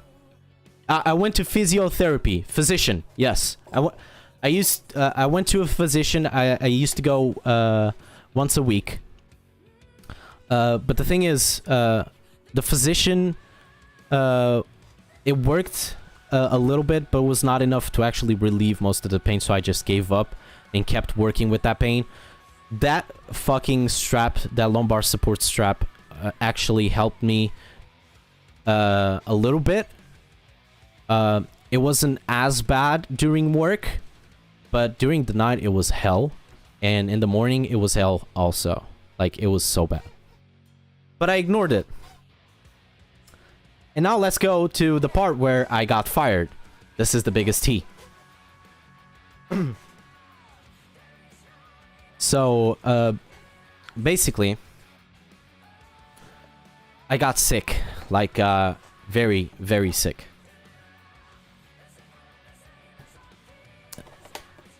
I had an inflammation in my throat. Because, let's just say I was obligated by my part, even though there were 5 of us in that, no, wait, 1, 2, 3 with me, or 5 employees in that factory, 2 that were, that only were present during the morning and the evening. The end of the day, that like the beginning of the day and the end of the day, because they were mounting the fucking things that we made, the wardrobes and shit like that. None of them wanted to clean the dust vacuum. You know, the bags with dust, filled with dust. They didn't want to remove it.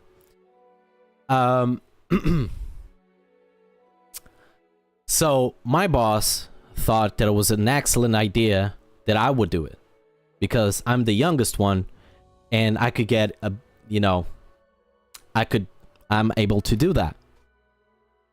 I wasn't. The bags were very heavy. But you know, I needed to ask for help to get the bags to the dumpster. And the problem with the dust vacuum is that I have really bad sinuses. So in the morning, I'll always get clogged. I get a clogged nose. I have a lot of mucus coming out. During the winter, it's hell. It's always coming out. Always get fucking boogers every time that fucking stop me from breathing. Sometimes, so I have to take him out. It's very fucked up. So, so every time I get a lot of dust in my surroundings, right? Especially sawdust and dust in general, I get really bad sinuses to the point where I start coughing, almost vomiting. Okay? I was working in an environment where he didn't provide masks. Okay? And I had to clean that. And the only masks he provided were the COVID masks, which are not dust-proof, right? They helped a little bit, but it was just like 2% of the dust. The rest, I would just inhale it. It was horrible. Anyway, so I created an inflammation in my throat. I couldn't talk. I was always coughing. It was always sore. I started getting fevers. It was getting really fucked up. So I talked to my boss again and told him I have this really bad I have this. I didn't know I had an inflammation yet. So I just told him that I have this really bad cough. I don't feel well. Would you mind if I at least take one day off? And it was like, listen, you can't take any more days off. We got a lot of work to do, and we need you here. And I'm like, fuck, I gotta go. Right? I don't want to get fired. So I kept going, even with fevers and shit, to work. It reached a point where one morning, you know, I got in coughing, you know, the normal coughing, fever, the fucking pain in my throat. I could barely talk. And so, the fever got so bad that I started feeling dizzy, and the cough got so harsh that I started coughing blood. So, I talked to my coworkers because my boss wasn't there yet. And he told me, listen, if you're gonna be like that, because, okay, before I went to talk to my coworker, I was, trying to work, but I couldn't. I had this fucking fog in my head, because of the fucking fever, and everything was fucking blurred out. The noises around me were all muffled. It was getting fucked, bro. I was in fear of my fucking life right there. And it reached a point where I started doing this on top of the support for the table saw. Okay? Of course, the table saw was off. Don't worry, guys. I knew what I was doing. I wouldn't turn on the table saw until I actually got a little bit of my brain to actually function 100%. But I was leaning like this in the table saw support for the boards. And my coworker went to me and he asked, "Are you okay?" And I'm like, I'm kind of fine." And he's like, "Well, if you're not okay, you can just leave. You can go to the medic. I'll tell the boss about it. Don't worry. Just go to a doctor's or something, because you can't be working like that in here." And I'm like, "Okay, sure, but I can't take another day off because he will, like, nag me with it." And he's like, "Yeah, but if you're not gonna work, Why are you here? What are you doing here? You know? So I'm like, fuck, okay. Sure. Like, it reached the point where I didn't care. I needed to go to the doctors. Like, I was so bad. I was feeling so bad. I wanted to fucking die, bro. It was really bad. And I always had this fucking... Always had my fucking heart during that moment on my fucking throat. Because I didn't know what my coworker would say to my boss, you know? Because I wasn't the one saying anything. But he assured me he was gonna explain everything to my boss. And say that I was not feeling well, I had a fever, continuous cough, I was dizzy. So I needed to go to the doctor. Okay, my boss didn't say anything to me. I think I ended up sending him a text. Because every time I went to the doctor, I would actually update him on it, you know?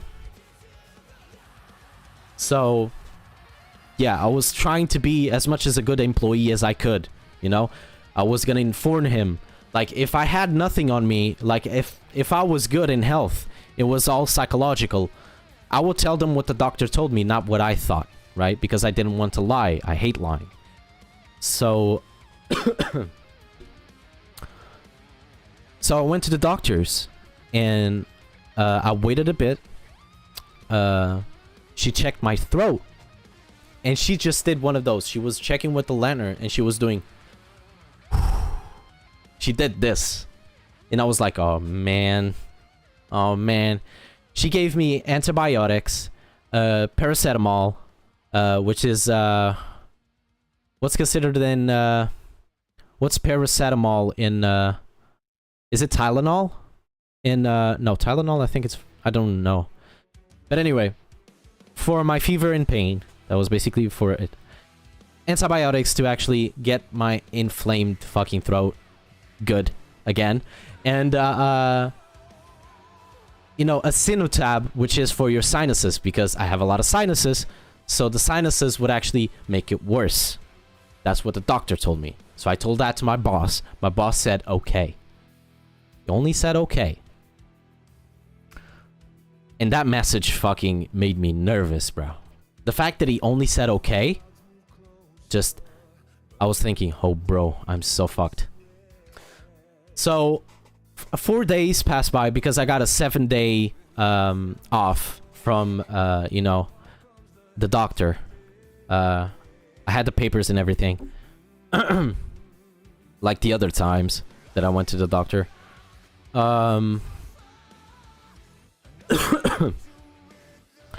So, at the last... Like in the 5th day, I was feeling much, much better. I still had a cough. I still had a slight inflammation in my throat. But it was nothing... I didn't get a fever for the last 24 hours. And I thought, since I haven't streamed for a while, I'm gonna stream. I'm gonna come back to streaming because I can't stay at home and do nothing. Big mistake. He found out where I streamed. He watched me playing games, and my girlfriend was here, actually. He saw me playing games in stream, although I was continuously coughing during the stream, losing my voice in stream, actually making an effort in stream to actually be entertaining. He saw that. So, the weekend passes by, because this was very early in the week, right, that I started taking my days off. So Monday starts, I go to work, right? Like a quarter to 8 a.m. I was already there, putting my my steel tip boots on, ready to work, already freshen up, and fine. And when I get to work,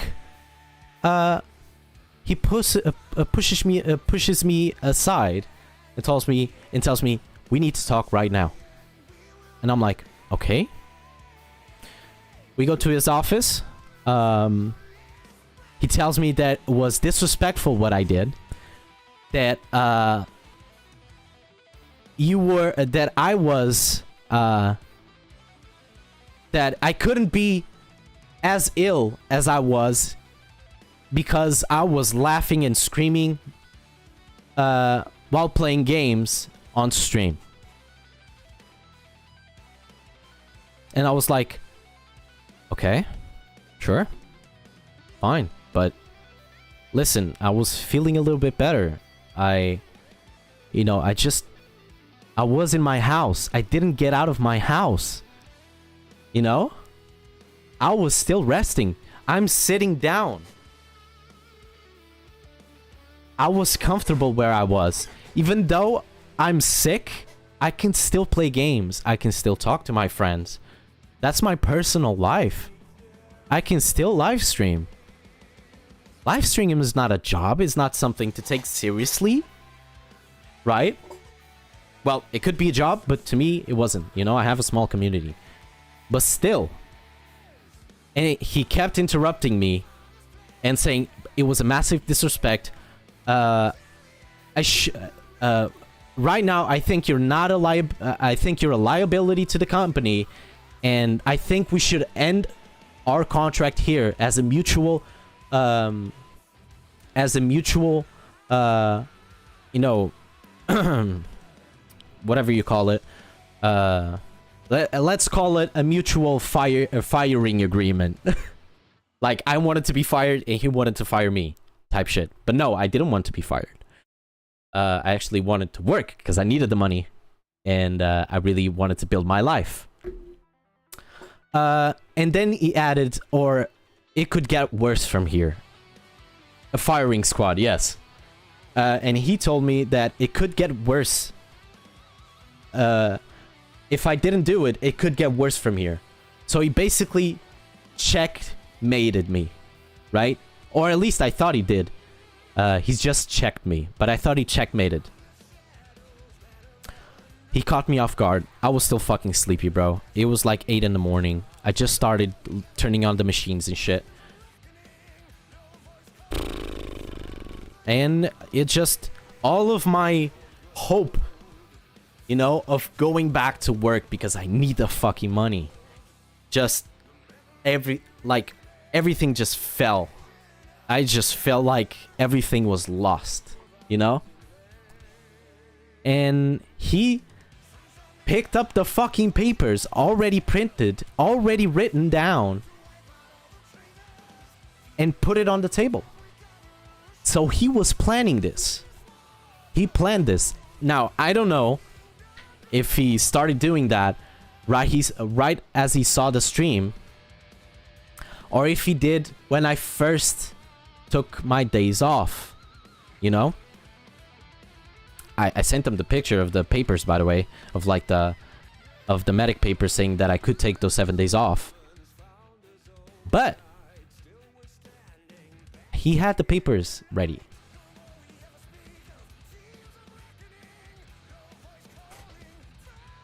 I lost. I'd say, okay, there, where do I sign? And go sit down at the corner cafe and take my breakfast. I understand the issue, but we also need to keep in mind our emotional wage, not just the money. The thing is, okay, the thing is, I didn't even know what I was signing. He threw the papers to me, gave me a pen, hit the pen in the fucking table, and told me to read it and sign it. No, he didn't tell me to read it. He only told me to sign it, which is even worse. He told me to sign it. But I read it. I read it, and I read it, and I was confused. I don't know what all of this means. You know? Like, I've assigned other, you know, firing contracts or firing squads, like 50 said. And it wasn't like that. It was so different. So I read it, and I was like, so he's basically firing me, and he's not gonna give me the complete the complete check. He's just gonna give me the money he owes me as a compensation. That's for working there. That's all it was written, you know, in terms of compensation. And I was like, I thought to myself in a second, like, in a small second, like, if I sign this shit, I'm gonna get fucked. But I don't want to get in trouble with him, because I know he has money. I don't have money. I'm poor as hell. You know? I'm lucky enough to have the computer that I have, and the microphone that I have. Nowadays, and from a personal experience, more and more companies are looking for soft skills and personal growth rather than college degrees. I'm sure you'll find a great job where you'll feel complete. Bro, the thing is, what I want for a job is very hard to get, you know? I would love to be a Twitch streamer. I would love to be a streamer in general as a full-time job, or a content creator, but that's not... Realistically, that's a very small percentage that's gonna happen. But in a more realistic, you know, in a more realistic topic, in a more realistic area, or brain of thought, I wouldn't mind working in like TI or like office work. I wouldn't mind that. Like I'm doing it right now as a favor, and I'm getting, you know, a kind of a little bit of a help in terms of monetization and shit like that. It's not that much, but it's enough for me to actually, you know, buy my fucking cigarettes, you know, at least. Then you need sponsors, and a good digital presence. It's doable. Yeah, that's the thing. Like, it takes time. No. It's a great and achievable job. It's good to have a plan B, but it's doable. I have plan A, I have plan B, I have plan C, I have plan D. I have a lot of plans. A lot of fucking plans. Like, education is also something that I really want to put my head on, you know? I want to take a course on, you know, around the TI professional work. Like how do you call it? Like, anyway, you get like TI in general. I wouldn't mind it. So yeah. Plan B is getting education, a course, so I can go to TI. Plan C is just put curriculums everywhere for a full-time job. Plan D, which is in the same area as Plan C, is put curriculums everywhere for full-time and part-time, because it's at least some money, you know, and some experience. Even if I am not gonna like the job, you know, but I have to do it. That we live in a society, Joker shit, but we live in a society where we have to force ourselves to work in an environment that we don't like, which is bad, but that's the true reality and the harsh reality. So we have to face it, unfortunately. But no.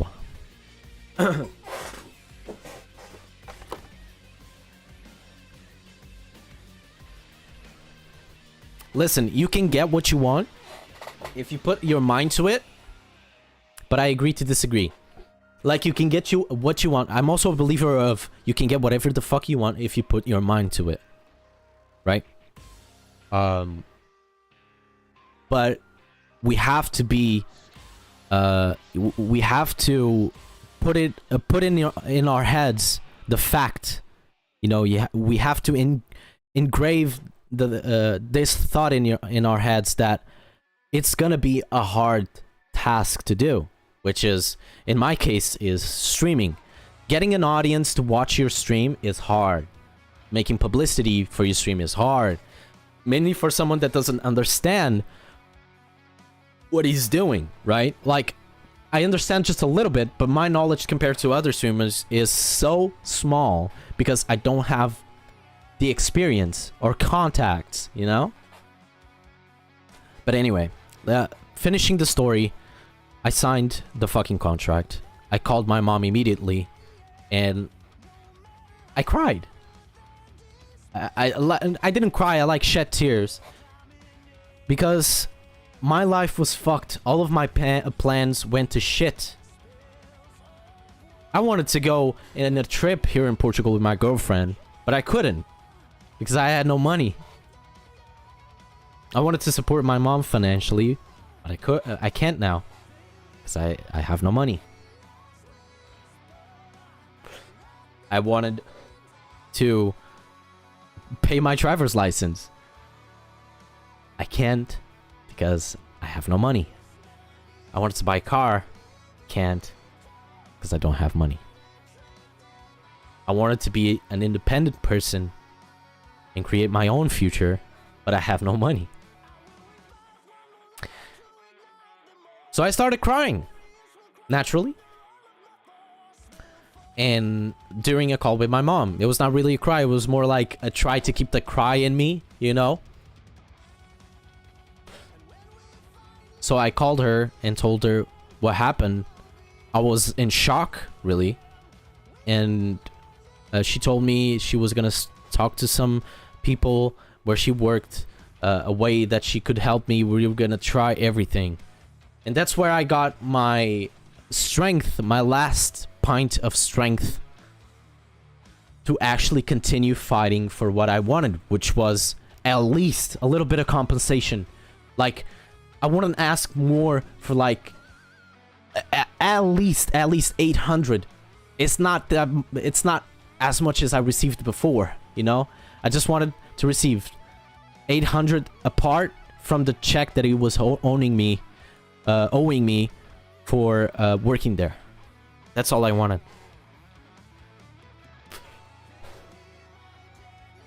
That's a sweet thought, but a mindset. If you're looking for a job, there's a lot of housing companies looking for people. Housing? What do you mean housing? That's a sweet thought, but a mindset I use is we are taught that there's only two types of jobs: a dream job and a shitty job. What you need to realize is there is a third one. The okay job. An environment where you might not be doing what you dreamed or studied for, but it's a healthy one or a balanced one. I hope from the bottom of my heart you get everything you want, and in what I can help, I will. This is promise, truly. If you need anything, let me know. Thank you so much, Rishi. That means the world to me, and I really appreciate you. Oh, I get it. Immobiliary stuff. I thought of that, but I'm not good at socializing and selling stuff. Like, the only way, and most of them received by commission, and I'm not gonna pork? I'm not gonna put, like, it could be a stupid thought, too much poker facing involved. Pork, sir. I'm sorry, okay? I'm sorry. To all my vegan viewers and vegetarian, I'm sorry. They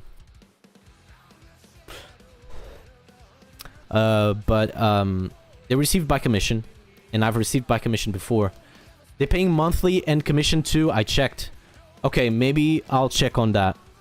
Just a suggestion. Yeah, but it reached the point where I take anything right now. Like, I'm so desperate to create my, fucking independent life. Because not only I want a better life for me, I want a better life for the people around me, you know? Like, I know my mom sometimes struggles financially, and it's fucked, you know? And I wish I could help her. And it fucking pulls me down every time. Dude, relax. People in their 20s are like that. I know, bro. Like, there's also this mindset. This old, antique, outdated mindset that at your 20s, you already have to have a job. You already should be organizing. You should already have your driver's license and car. You should already be organizing a house to live in. Like, but everything right now is so different. Bro, like, every time I hear, my family has that old school mentality, right? And I understand they lived in a different age, and I understand what they're saying. I also wished at my 20s I had my fucking financial security, you know? But I don't. You know, it's a dream that it will eventually come true, Um, but nowadays it's so hard to get a job, to get a house, to even get a car. Like, if you want to rent a house here in my city, you have to spend like 600 fucking euros for a T1 with like an apartment with one room. And sometimes it's not even that. It's a T0 plus one, which is an adapted house. Don't get me started on real estate nowadays.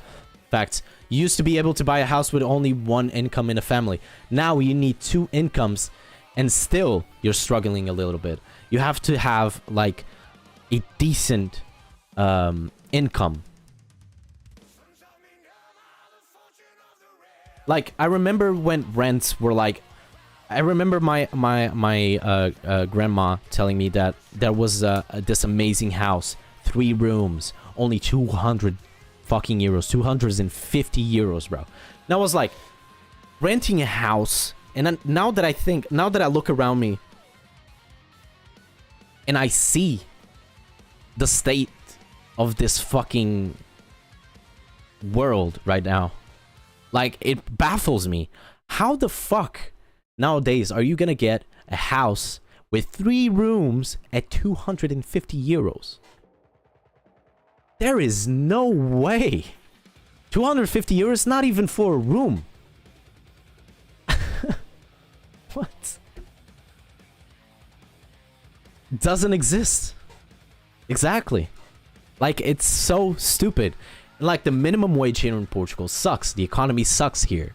And it's not the only place that has economy issues, but Portugal is on the top 10, I think. I'm not sure, actually. There's 350k giant house for sale next to the Lavradio Church. It's a... You may find, but only in Santa Coimbra in the middle of Alentejo. Yes, but the house is huge.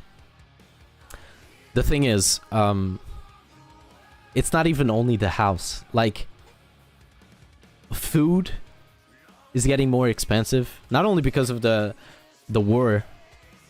I'm missing Baixa da Banheira now. Baixa!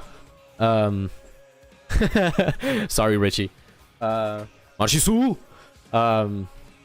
South Margin, let's go! But no, it's not even the houses, you know? Also, it's not only the houses, it's also the food. It's getting more expensive by the day.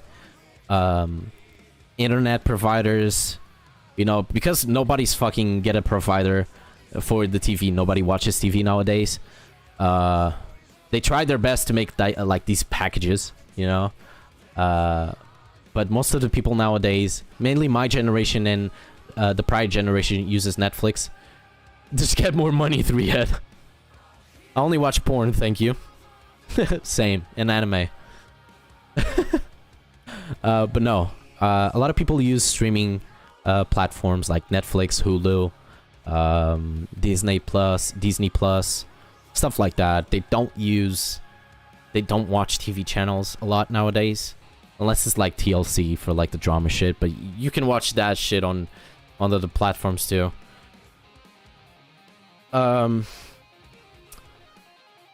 But yeah, if you want internet, you can. You need to have a shitty internet, an ADSL internet. If you want to have a TV, you need to actually put some good money in the TV if you want a decent TV. If you want to pay for water and gas, bro, it can be so expensive too.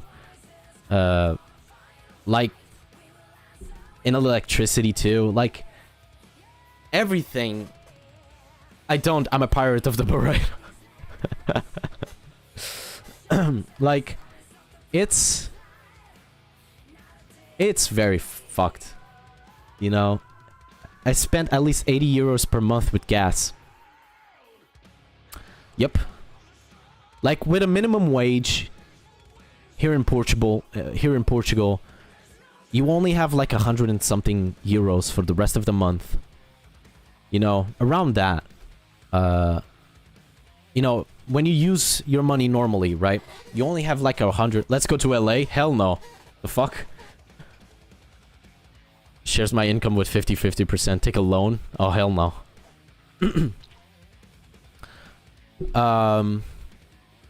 Buy a mansion? Get money, buy a mansion. Buy a fucking Bugatti, bro. What the fuck? But yeah. Like, it's very fucked up. And the pressure that people around our age, get from finishing your school. Okay, education purposes, education purposes. Like, our educational system is fucked, but we're not gonna talk about that and get your money back. Then sell that mansion and get your money back. Deal. Side hustles. Make a renovation. Make it even more expensive. Profit. Sell drugs, become a pimp. Easy. 3 head? The fuck? No cap. But the pressure that our generation and the previous one gets from finishing school, exams and shit like that, going to college, which is something that I disagree completely, unless I really wanted to take something that was very specific in college, like programming, or something like that. That would make sense. But, or medicine, you know, being a doctor or something like that, a PhD. Like, it would make sense going to college, but going to college just because you went to college, it's a waste of your time, in my opinion. And more importantly, a waste of your money. But the thing is, I respect if people want to go to college, it's fine. College is a great opportunity to actually rebuild your social skills and rebuild your confidence. Oh, you like programming? Tell me what's an array of string. I don't remember, bro. It's been so long. Tell me what's an array of string, bro. I have no idea. 3 words. Accompagnant louche. Let's go. Who wants me? Who wants me as a fucking military life can be well played? Depends. You get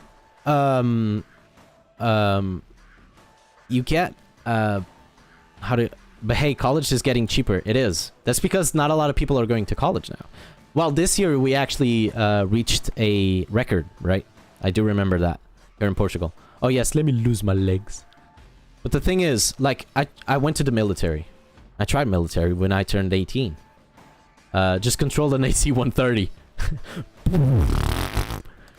That was so stupid. That was the worst sound effect I ever did. That would be very pog. But no. When I was 18, I tried to go to the military. And to be honest, it was one of the greatest experiences in my life. I met some fucking awesome as fuck, though. It is. I had one of the best moments in my life. Military life for me would be fun. Cheeky. You want to see guys naked? I saw a lot of guys naked. In the military. People don't give a fuck, men. In the military, like in the military base, taking baths and shit, it's for a friend, sure. But yeah, it was one of the best experiences in my life, mainly because I met amazing people there. The fact that they they encourage you to become closer to each other, be comrades to each other, trust each other, that actually made us create a stronger bond of familiarity that made us capable of supporting each other because we were suffering the same thing at the same time. But the gunships are called Angel of Death for a reason. Yep. I went to all fight and saw no naked dudes. That's because you didn't take showers with them. You didn't go to the dorm rooms. Just photos of naked women. Disgusting. God damn it. This seems was like your first podcast. Yes. Next time I'm actually like, listen. I wouldn't mind changing my content to podcast. It would be really fucking cool. I like it. Podcast. I like it. I wouldn't mind changing my main content to podcast because I love speaking. I love talking. I love giving my opinions and stuff. And it would be fun. I would love to have some. Richie and I already talked about this, right? We all talked about this. I'm still thinking of our podcaster. We can do it. Right. I'm actually determined to change my content for that, you know? And that implies making research to have topics to talk. Improve your cam, though. I will do the iPhone 6 camera thing. iPhone 7. I have 7. iPhone 7. I'm a bottom, mister. Respect. But yeah. Did you saw Tate scale? No. Tout dans le vide. Tout dans le vide. Tout dans. Andrew Tate is banned in this podcast. Yup, shit quality. It's not Switch, it's verse. Oh my god.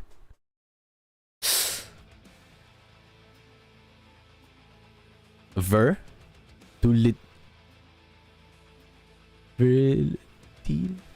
It's not what? Switch? I'm confused. I'm a Switch. You're a Nintendo Switch? A console? You're a plus and a minus? Mario? Super Mario? But anyway. Yeah, but I had to give up because I passed out 2 times. And till this day, I have suspicions of what it is. The first doctor that, you know, did the exams on me. Heat stroke? No. I never passed out of heat stroke. I didn't give signs of heat stroke. Because I had this little attack. It was not, it was weird. But the first doctor told me that was, that's the first time that I was diagnosed with acute anxiety disorder. I passed out 1 time in my life. When? Main character syndrome. Maybe. But it was acute anxiety disorder. That was the first time that I got diagnosed. I really believed it was that, but then it happened way before I got diagnosed with that, and after that it happened once or twice. And I think I went to the doctors again, and they had no idea. I told them that the previous doctor, somebody pushed me and I got knocked out. God damn. Are you sure you didn't pass out? No, bro, you passed out.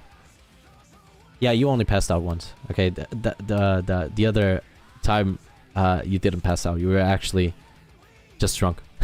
It was a lime. It was lying in 2nd grade. I slept. I slept. Weak as in smutta? Maybe. But yeah.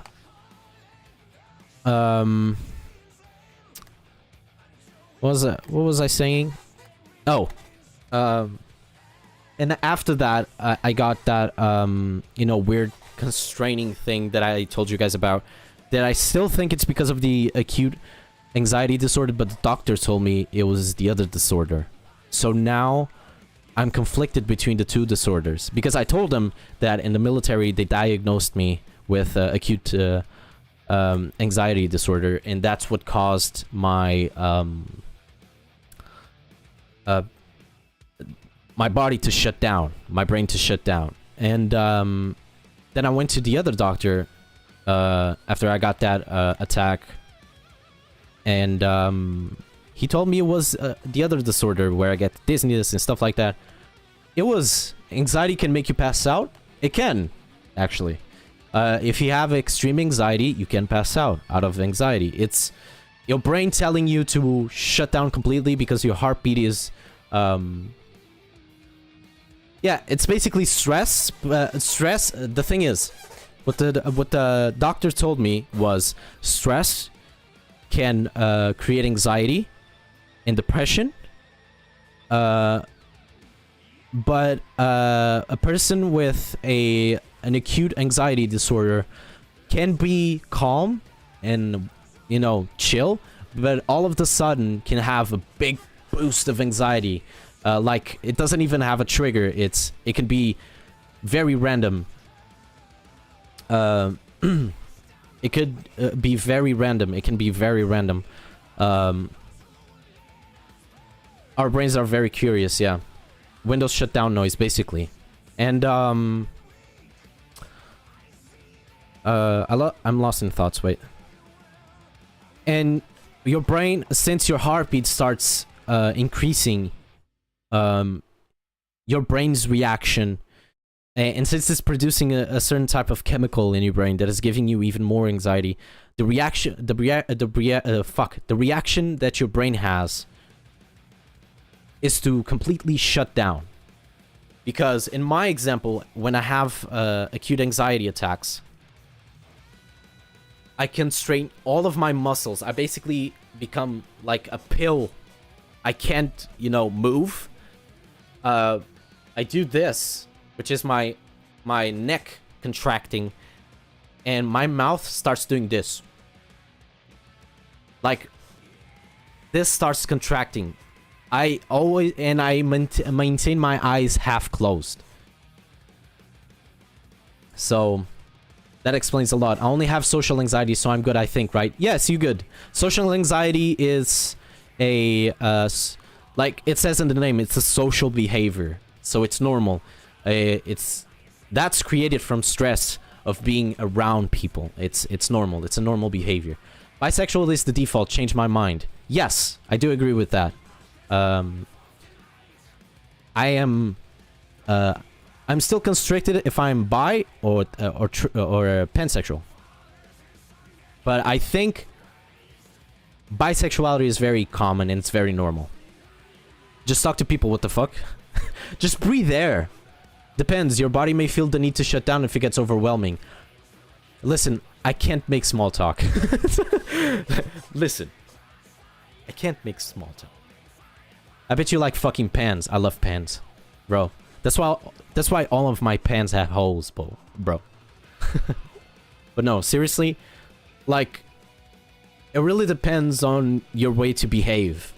Like, from what I've known from you is that when you feel like you're having a big social anxiety moment around you, you just try to step off, stay silent, and try to push off people as much as you can because you're feeling uncomfortable because of your anxiety, but you never reach a point where you're like, you know, crying, trembling, and having a panic attack, you know? At least I never saw you having that, and if you had, I don't remember. But what I remember from you is that you're normally very calm when it comes to, like, I say you're very calm and then you say, I'll punch a bitch. Like, if people get into your safe space too much, yeah, you'll punch a bitch. I know that. You kinda are right now, think about it. I'm a stranger on the internet and you're talking about yourself. Yeah, the thing is, there's a lot of ways that anxiety can be triggered. For example, the only trigger for my anxiety is based around my own insecurities. One of my biggest insecurities is to be not enough. It's not only in relationships. Relationships is a little bit, but not as much as it was before. But it's more on, like, jobs. I want to do as best as I can to show that I really want to work there. So my anxiety gets triggered. When my anxiety gets triggered, it's when somebody pressures me in the job, you know, to learn. I need to learn as fast as I can, do as fast as beyond my capabilities, you know. I know, it always depends on the user and their past experience, yes. I mean, it's kind of different, I would say. Press my buttons, daddy, in the Esplanada. You know what's crazy? Anxiety skyrocketed in the 2000s for everyone. It makes sense. Like, the pressure... Okay, I'm gonna say the word society. I know, le meme. But it's true. Society has a big impact in a lot of people's lives. It was, oh god. It's a generational thing. It is.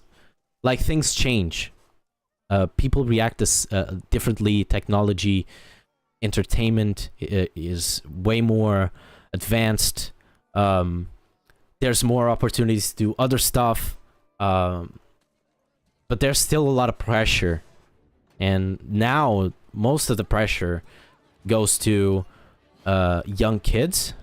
Like, from young teens to adults. You know, like, young adults.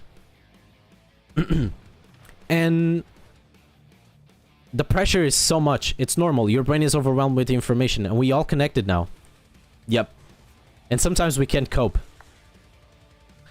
Like, it's not randomly that anxiety rates have been increasing since the 2000s. Depression rates has been increasing since the 2000s also. In young teens and young adults. It's like suicide rates also increased.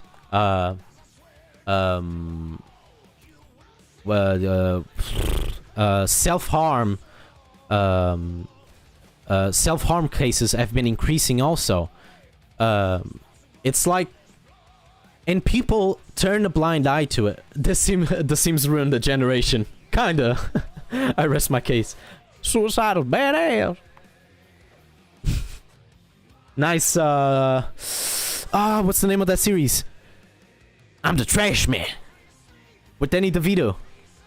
That was an amazing series. I love that. Where's the woohoo? Woo button? Philly. Yeah, Philly. Okay. So it's not randomly that self-harm cases have been increasing, suicide cases have been increasing, anxiety cases have been increasing. There's a lot of things in this generation that in society that are making things difficult for young teens and young adults, because we're pressured to finish school and have the best grades ever. Getting out of school, go to college, have the best grades ever, finish the fucking degree, get out, get a job immediately. You have to get a job so you can get money, so you can have the driver's license, buy a car, buy a house. Right when you're reaching the 25, you need to have all of those things. That's society's way of thinking. Right here. Damn. I need to stop. Oh my god, I look like a sexual predator. No essay in my chat. No essay in my chat. Look like... Exactly, see? Jesus. Anyway. My point is... there's a lot of things that are wrong in terms of mindsets. I want the young... Oh god. Oh god. Sexual P versus alien. Fight. I'm loving the stream of consciousness today. Mental health is important. Like, there's not much to say. Like in my case, okay, so I was a case of self-harm. Okay, I actually tattooed on top of my self-harm scars. I have some other scars in my arm that are like lighter burns that I just heated up the lighter and just stick it in my arm because I'm a fucking dumbass. I've done the same with cigarettes. Don't know why. I was stupid when I was a fucking young man. See that gay crime of House of the Dragon last screen? By the way, don't spoil. Yeah, don't spoil. I haven't seen.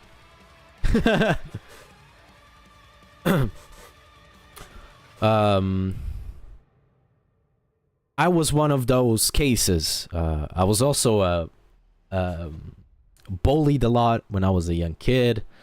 I suffered from depression from a young age, and I'm glad I'm out of that hole, because getting out of that hole was so hard. Like, I had to fight so many demons. I had to fix so many things, you know? Like, it involved friends, family, past relationships, self-improvement. No whole jokes. Jesus. It was a battle, and it was fucked. But I got through it, and I feel very accomplished. Now, a thing that I can't get rid of is, of course, the hernia. You know, fuck my ex-boss. But the hernia and my acute anxiety disorder. Tell us Tinder stories if you have any. Tinder stories.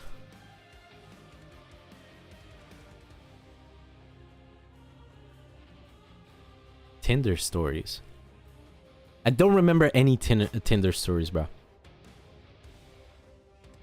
To be honest, I barely use Tinder. Fuck my Xbox. Happy Thanksgiving. Nice subject. I didn't use Tinder that much. I remember I created Tinder, used it like 2-3 days, and then deactivated because I felt bad using it. I guess that was my aromantic side going. Grinder. No. I never created a Grinder. Surprisingly. Yo, do you remember Uh-oh. Uh-oh. That's an inside joke, bro. But yeah. So, conclusion. Mental health is important. But that's very cliche to say right now because everybody says that. Grinder is a deep, deep, deep cliff of humanity. No. No, I don't not. Yeah. The fake profile made by Debra. Uh-oh. Uh-oh. Yo, that's so mean, bro. Making fake profiles, bro?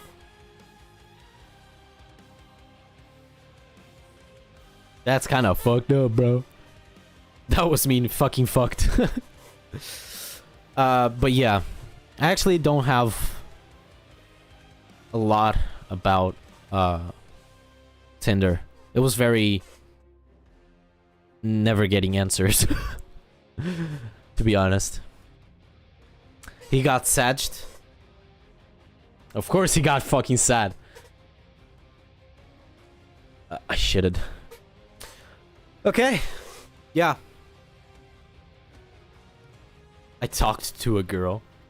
She was cool as fuck. The only girl I talked on Tinder that like took 2 to 3 days was like a girl from the north of the country. She was very nice. Very nice. But to be honest, although she was a nice person, she didn't know how to engage a person in terms of talking, you know. I used Tinder, got 6 matches, didn't talk to any of them. Fucking Chad. Fucking Chad. Bro, using Tinder has, like, there's no problem on using Tinder. The thing is, you need to make that fucking first step, you know? You need to actually get out of your comfort. No, it was social anxiety. That's the thing, bro. Taking first steps is important. You didn't even need to continue a conversation with them. You could just say hi and see if they responded, you know? Or if they said hi, you would answer, hi, what's up? You know? Be chill about it. And then if they answer back, you say, fuck her. You know? Just let it go. And then try again. And slowly but surely, you'll get a little bit more of a courage. And if you add a little, like, objectives, you know, like achievements. She got mad when we started dating.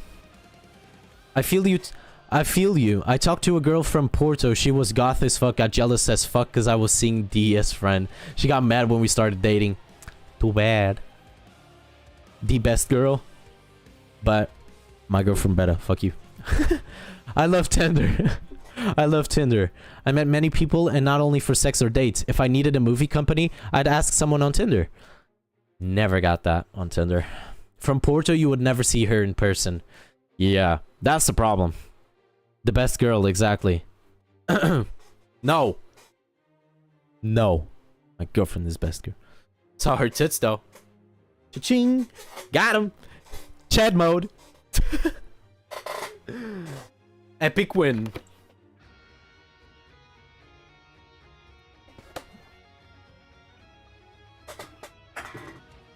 But yeah, I guess the first time that I installed Tinder, I started to realize it wasn't my thing. I tried 2 more times, but it just wasn't my thing. I was like, my way of showing affection is very physical. I'm a person that shows a lot of physical attention. I like gift giving. I love traveling with the person I love and show my true side to that person. You know? So, I love fucking. Same. I love fucking.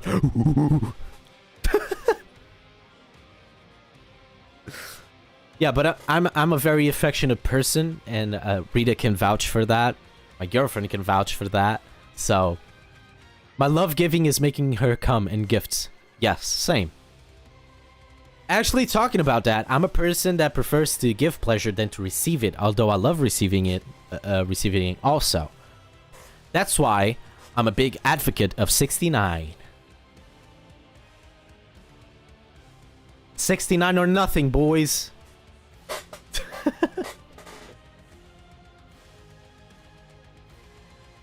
Does she pull your hair? No. She actually never tried it. 69, yeah. Anyway.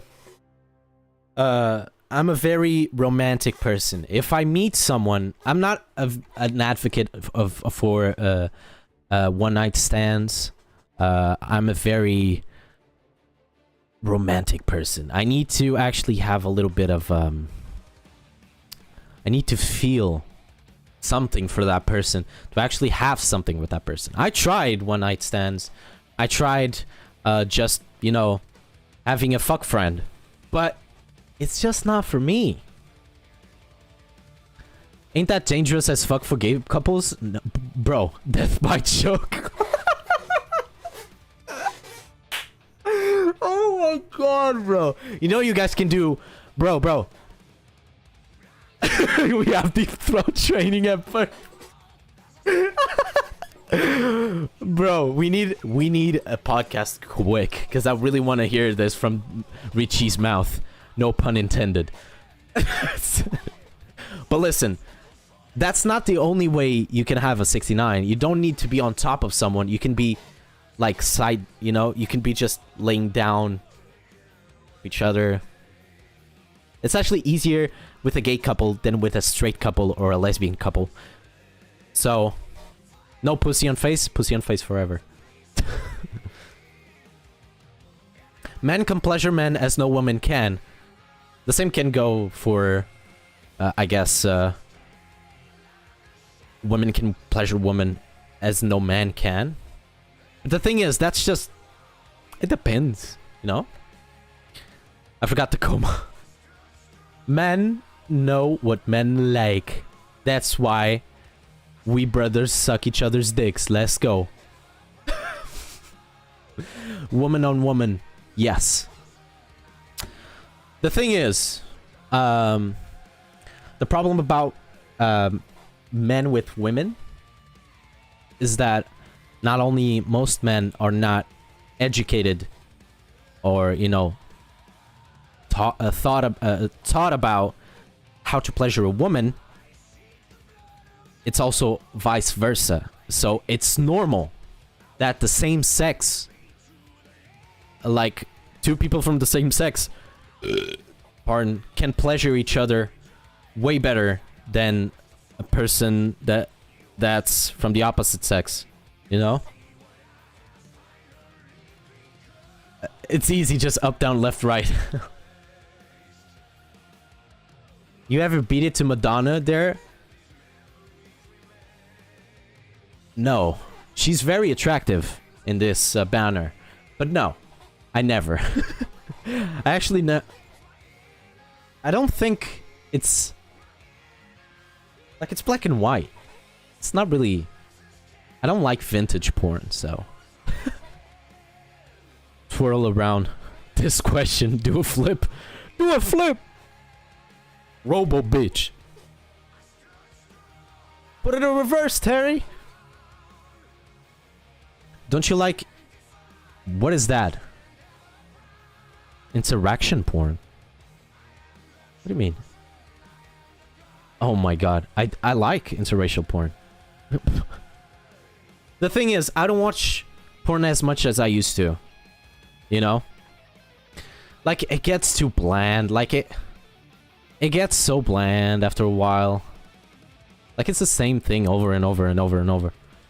Oh my god. He is my brother. Why would you say that, bro? That's not okay, man. Too scary. Jesus fucking Christ. Like Belle Delphine. Okay, Belle Delphine is just weird. She makes weird porn. She weirdly attracts me, but it's weird if I make myself, you know, understand. If I make myself clear. She was hotter before. I guess the mystery... I only watch porn if the plot is believable. Same. I like amateur videos because of that. Because they're amateur. They're real. But I haven't watched porn in a while now. She was hotter before. Yeah, I was gonna say, I guess the mystery behind Belle Delphine made it way better.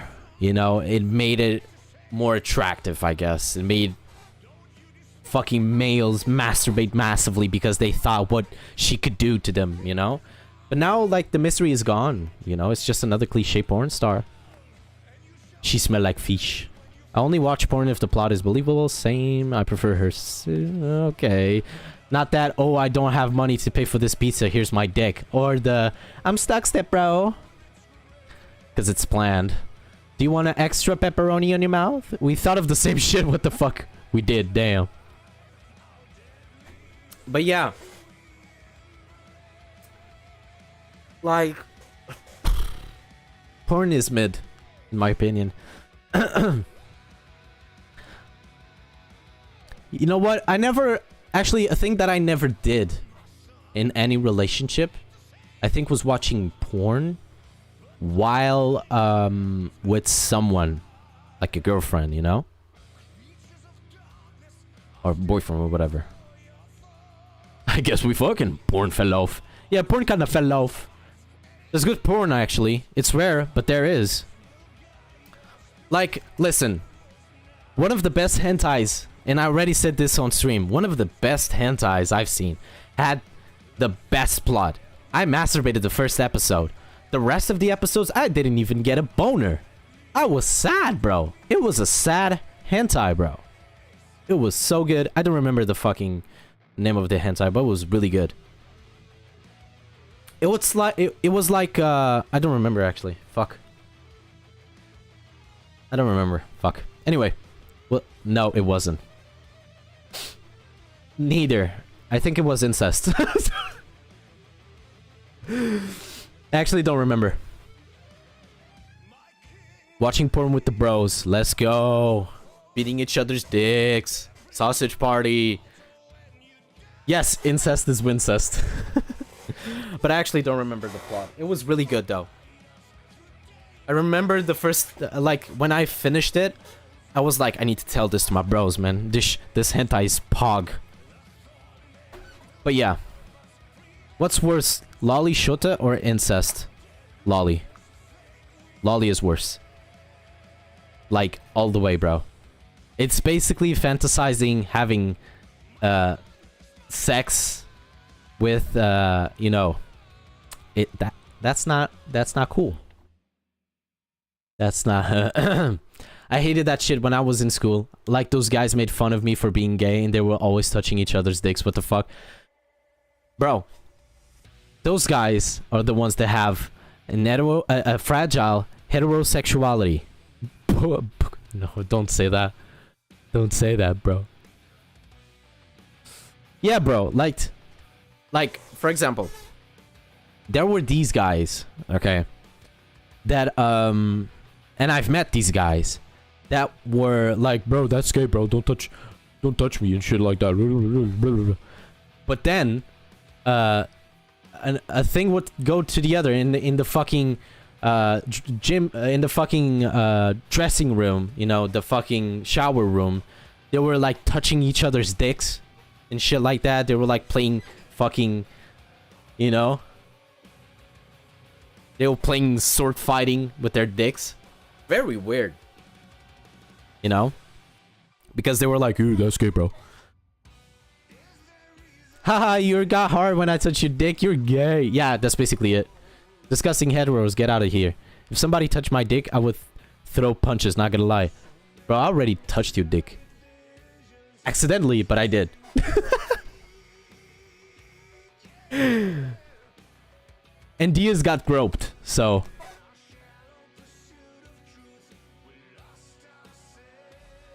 I did, bro. Bro. Yo! Bro, listen. No fucking for you. Bro, it was this time. It was that time that we went to Avenida de Praia. Okay? Listen. You were there, bro. Like, I was in front of Fifi.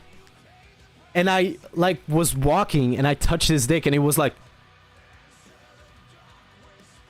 I was drunk. No, bro. You were. Like, I was walking, I touched his dick accidentally. And he looked at me with that face like...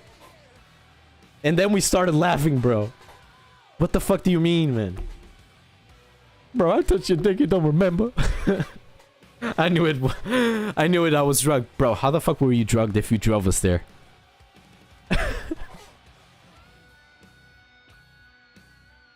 Bro, we did...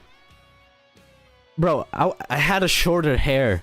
We have a photograph of us together. Us three, bro. You can drive and smoke. Yeah, but he's probably not talking about weed. One time Fifi harassed the teacher with the fattest ass. Oh my god. Through my booty hole. Just don't drink and drive, kids. Oh fuck. Yo, this is gonna... Okay. Enough telling each other's fucking... I don't know, bro. Anyway. Listen. Actually, when I found out I was fucking bi... Listen.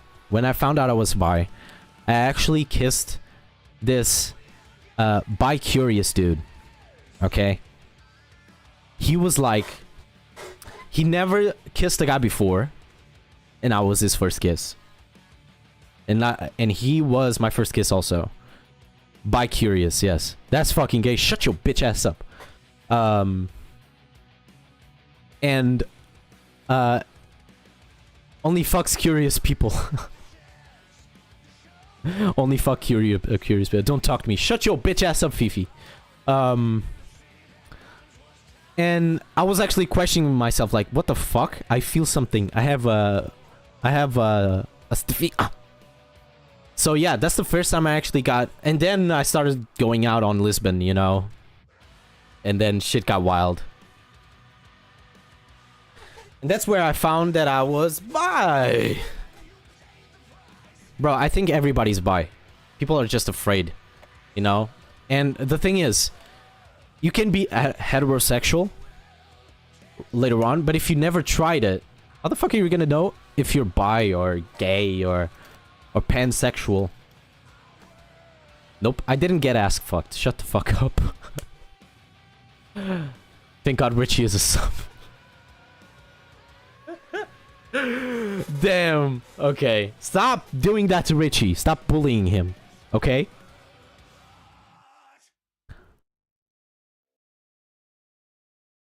I fought men. Never felt those feelings. Bro, that's the thing. Like, you can be... He's not... But I am. He's not lying. We fucked once. I fought men, never felt those feelings. Bro, but that's normal. Fought or fucked. Bro, you don't need to fuck someone. To, like... Okay, listen. The first non-straight interaction that I had, like true non-straight, was that kiss with that guy. That was the only thing that actually woke that thing around me. Because I also fought guys. I was all like, I do gay jokes too. Do you think the LGBT community doesn't do gay jokes? They say the F slur to each other.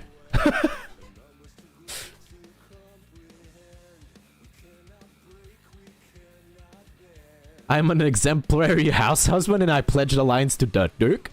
I'm a joke myself. Not those jokes. Oh, like traditional Portuguese jokes? Type stuff? Like hardcore?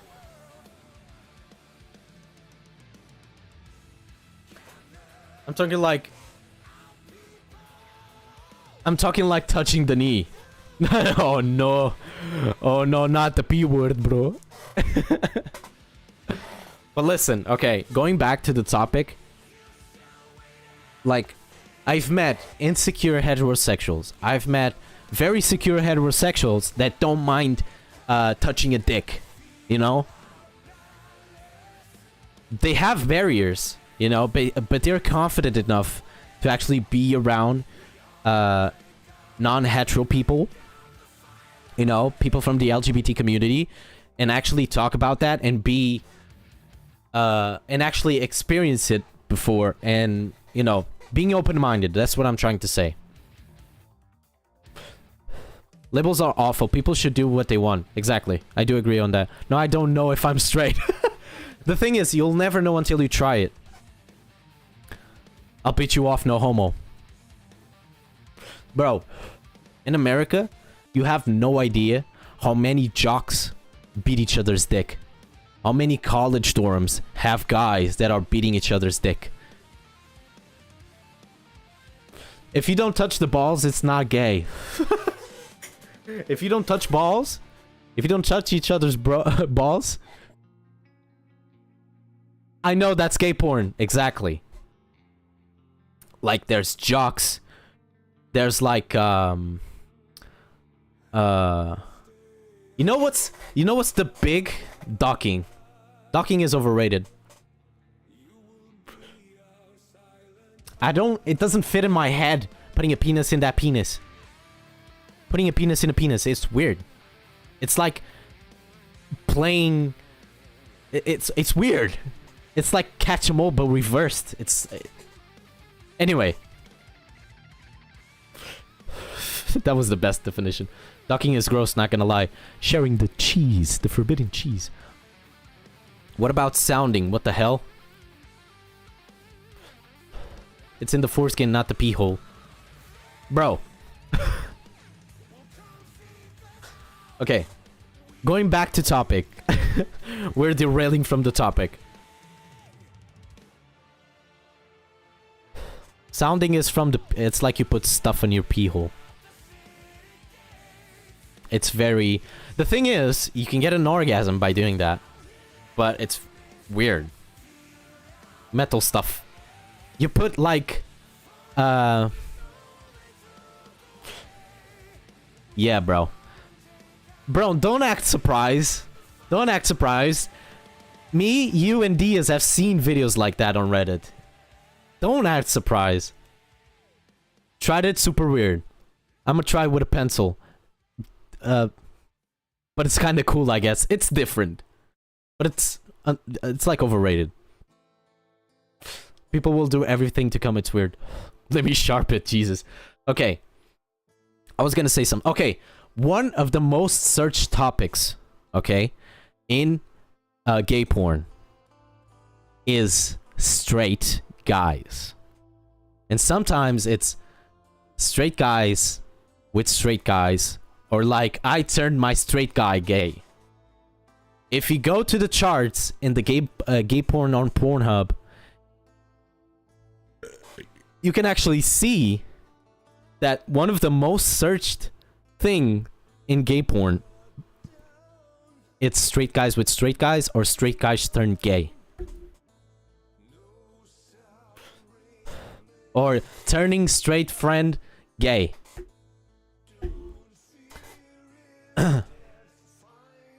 Wait. It needs to be metal. It's fresh and smooth. What Dia said, it's true. And it's true on the gay porn. I know this, bro.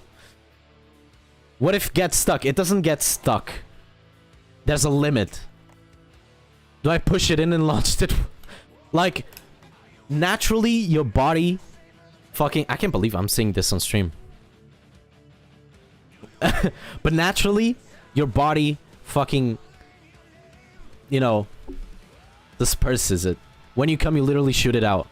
Shoot it, yes. So, it's natural, I guess.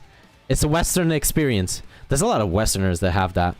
Actually, I remember seeing a TikTok of a girl that had the whole entire kit with very diverse diameters. Does it hurt though? I don't think it hurts. Like, I never tried it. But it doesn't seem like it hurts. In the beginning it can, but then it's okay. Okay. It makes sense because you're stretching it, right? It makes sense. Did you know that doing that actually helps? It's a muscle, yeah. Oh, is the stream buffering as fuck? Or just me? No, I don't have any dropped frames, just you. Yeah. The thing is, that actually helps. A certain... I don't remember if it's... Oh, I don't remember. But that helps something. That helps something. Wait. Sounding helps on something. Wait. Is sounding good? I can't believe I'm searching it. It's healthy for your fluids. Okay. It's basically...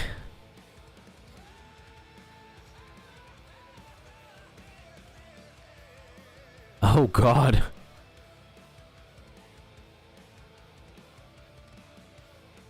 Okay, wait. Men who are interested in urethral sounding for sexual gratification should first understand the issues around it. Introducing objects into this sensitive passageway poses a health risk.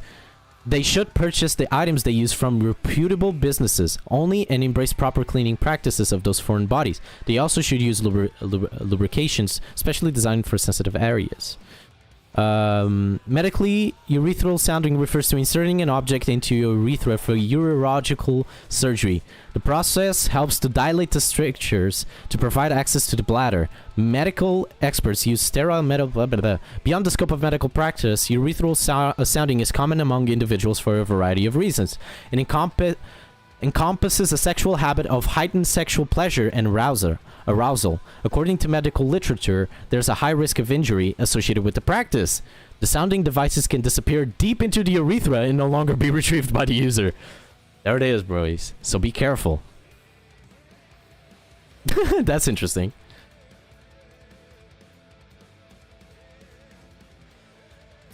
So there it is.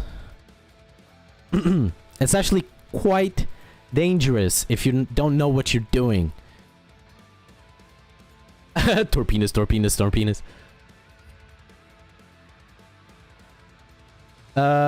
Lucia wants to get a steering wheel to play Euro Truck Simulator. Need to buy one too. Lubis for pussies. Yeah, I really want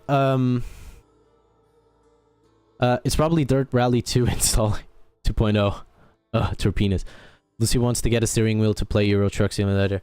Man, I would love to play the Euro Truck Simulator, but the thing is, you only get the full experience if you have a wheel. If you don't have a wheel, it's gonna be boring as hell. Plus, with friends, it's even better. For instance, I watched videos on how to do it first.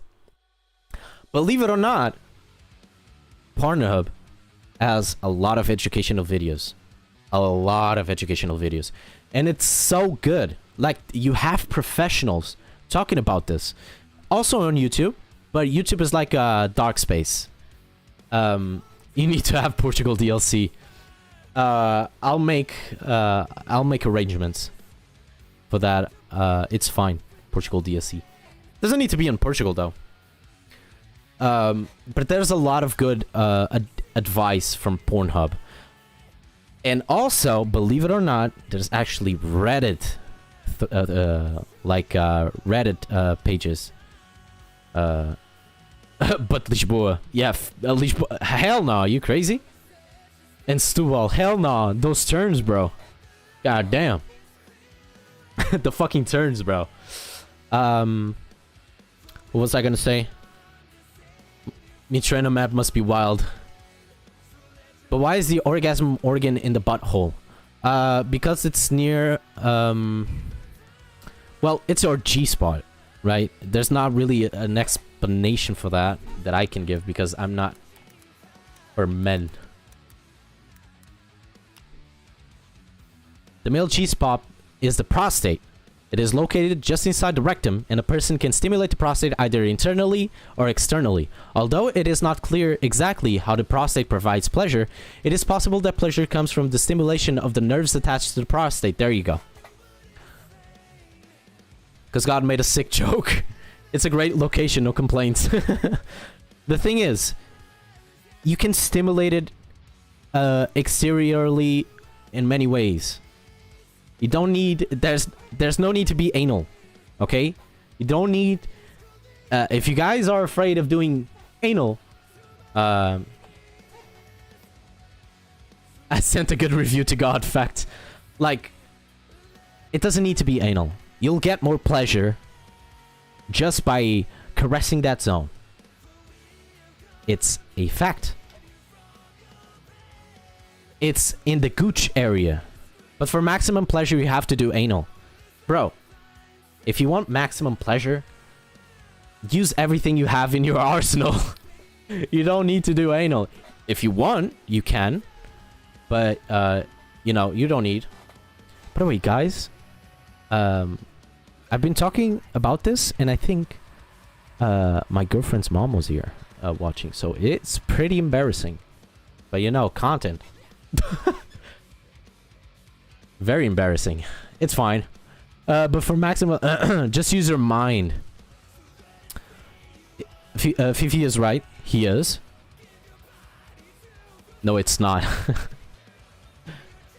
She was. Yeah, I know she was. On YouTube. I know. It was very embarrassing. My girlfriend's definitely gonna remind me of that. So, yep. There it is. But it's fine. It's fine. I'm not like ashamed of saying that because I love sexology in general. I love research about that. Like sometimes if you want to give the best pleasure to your partner or to yourself, you gotta search it up. You know, you gotta search it up.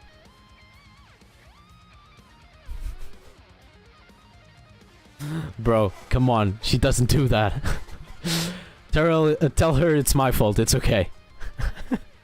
No, listen, I'm not ashamed. I'm just embarrassed. It's normal. It's a normal reaction because, you know, it's a sensitive topic still. So, not many people understand that. So, and I don't know. She left though. Yeah, she probably was like, bro, this shit is boring. They're talking about anal, bro. It's best sogra ever. She best sogra ever though. An angel. She was so shocked. Bro, but it's a normal thing. We have to stop making it a taboo. You know? It's a normal thing. You know? Just talk about it, bro.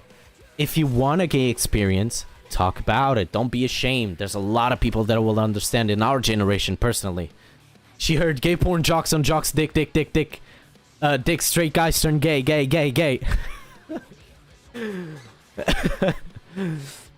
But for people who don't talk about it, it's weird as fuck. I know, but that's the thing. Like, you need to get out of your comfort zone. It's like with everything, you know? Like, I had to learn the hard way.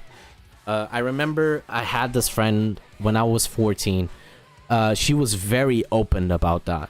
And I was very uncomfortable because I barely came out, you know? I just, my coming out was like, yeah, sit on the dick. Everyone does it. either alone or with someone, it's not anything to be ashamed.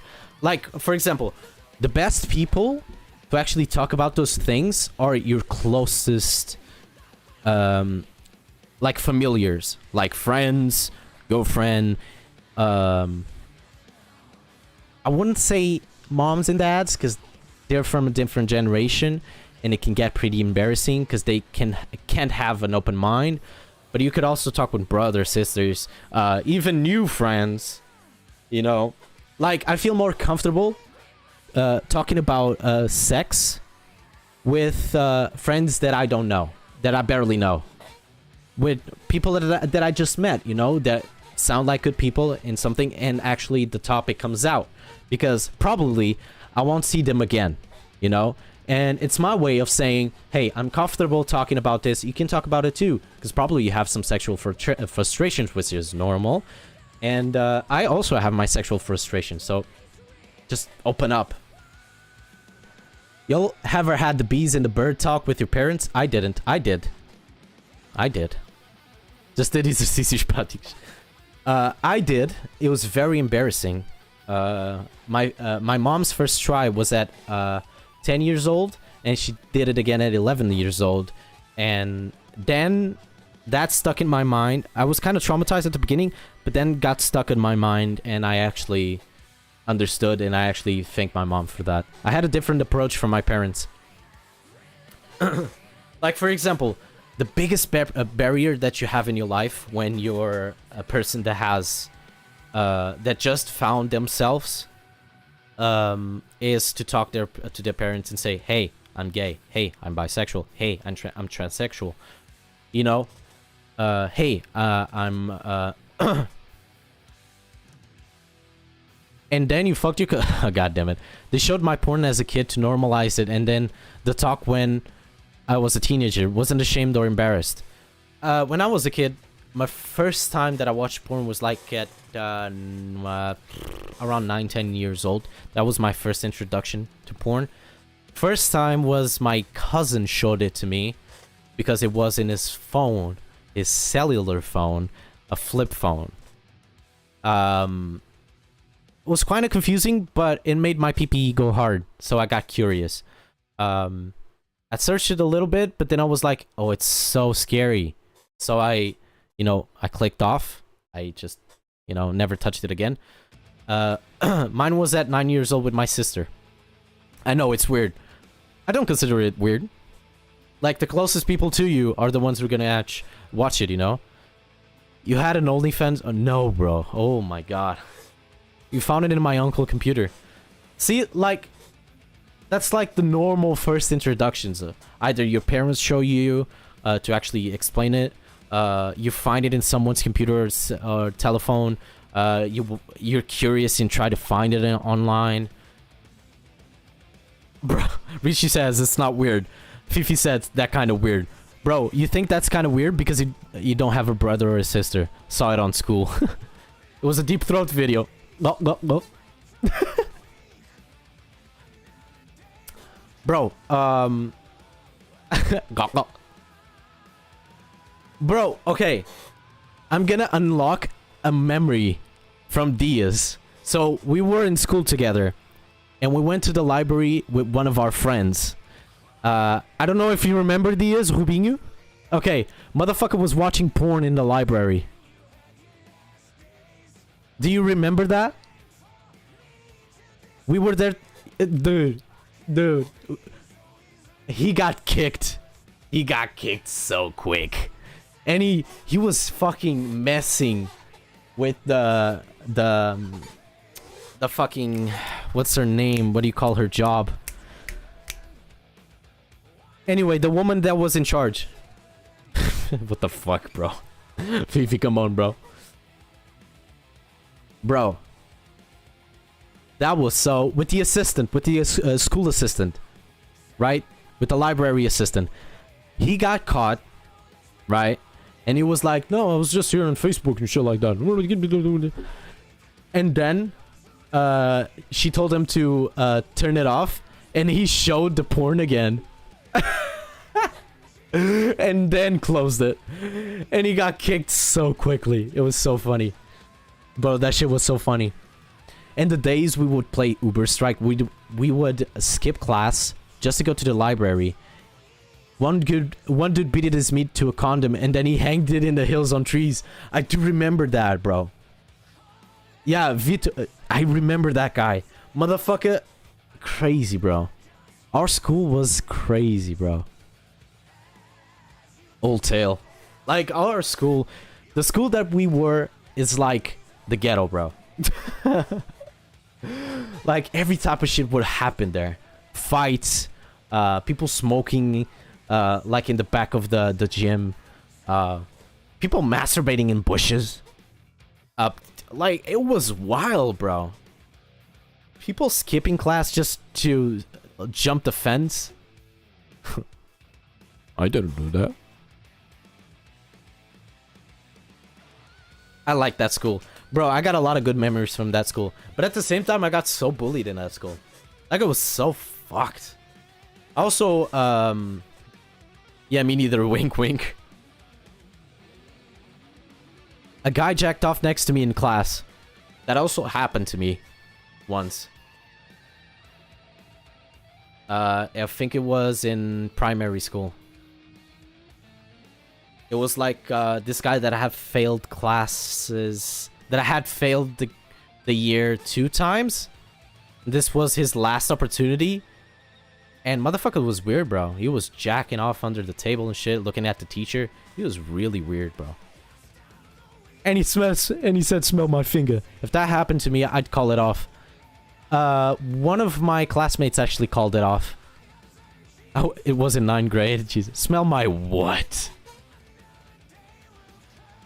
But yeah. I gotta end the stream. Last thing I'm gonna say. Don't be ashamed of trying new shit. Like, it's very normal. People who should be ashamed of trying that shit, it's not even trying, it's continuing doing it. It's guys that say that everything's gay, that are dating a female, a straight female, and are cheating her with guys because they can't admit that they're gay. Those are the people that should be ashamed.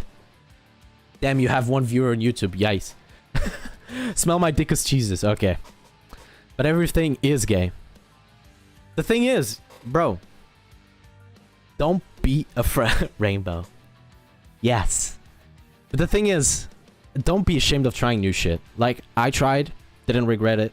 I'm happy with what I tried. I'm experienced. Bro, there's nothing wrong with it. I'm not ashamed at all.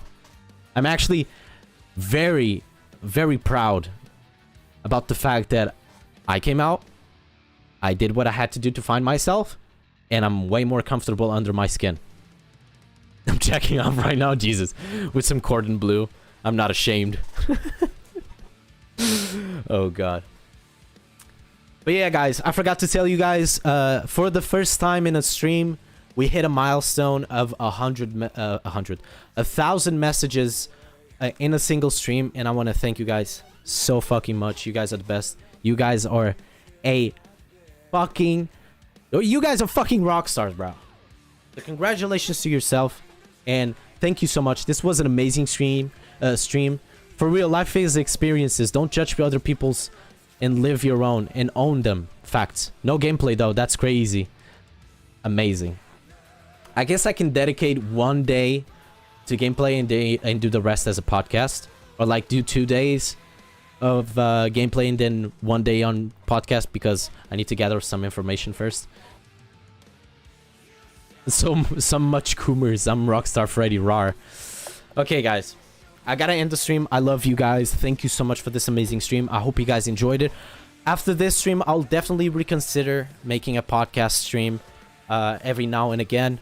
I will try my best to get you know, updated on certain things and get topics and actually get people to go on the podcast. I actually want a co-host with me. Hi, Rita's mom. Hi, Rita's mom. I actually want a co-host with me. I think it would be amazing to have a co-host, and we'll see. I still have to, you know, find someone who's suitable for co-hosting. with me. Richie is one. Fifi is one. Diaz, if you want, you could also be one. Babe, if you also want to be one, you can get the courage to actually become a streamer now. But yeah, putting me and Fifi together. Oh hell no, that's a career hit. I think I'm too edgy. The thing is, you gotta control yourself during a stream, bro. If you can't do that, you can be my co-host. No? Okay. Damn, babe. Just like that. For this time. But yeah, I would love to actually build a podcast. It would be amazing. I was gonna say one last thing. Oh, Richie, if you want to join the podcast, please get a better microphone. You need a decent microphone. You can even have a headset microphone, you know? The thing is, the microphone you use breaks out a lot. That's the only issue. So I can barely understand you. It's not even for the stream. It's I can barely understand you on Discord. I was using my cell phone once. Okay. Pardon. Okay. Then next time we'll do a sound test and we'll see. I have my husband's gaming ones. Okay. Perfect. Next time I'm gonna warn you before doing the podcast. Or like a day later, a day earlier, so we can do a sound test and see how it goes, and then we'll do the podcast later.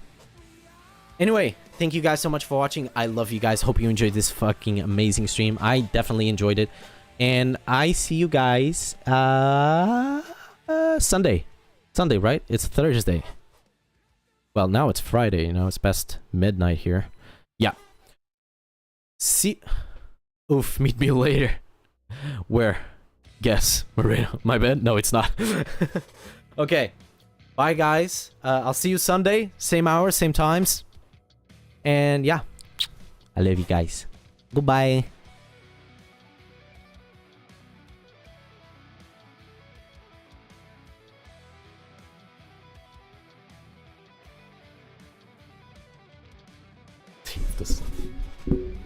Day of the sun.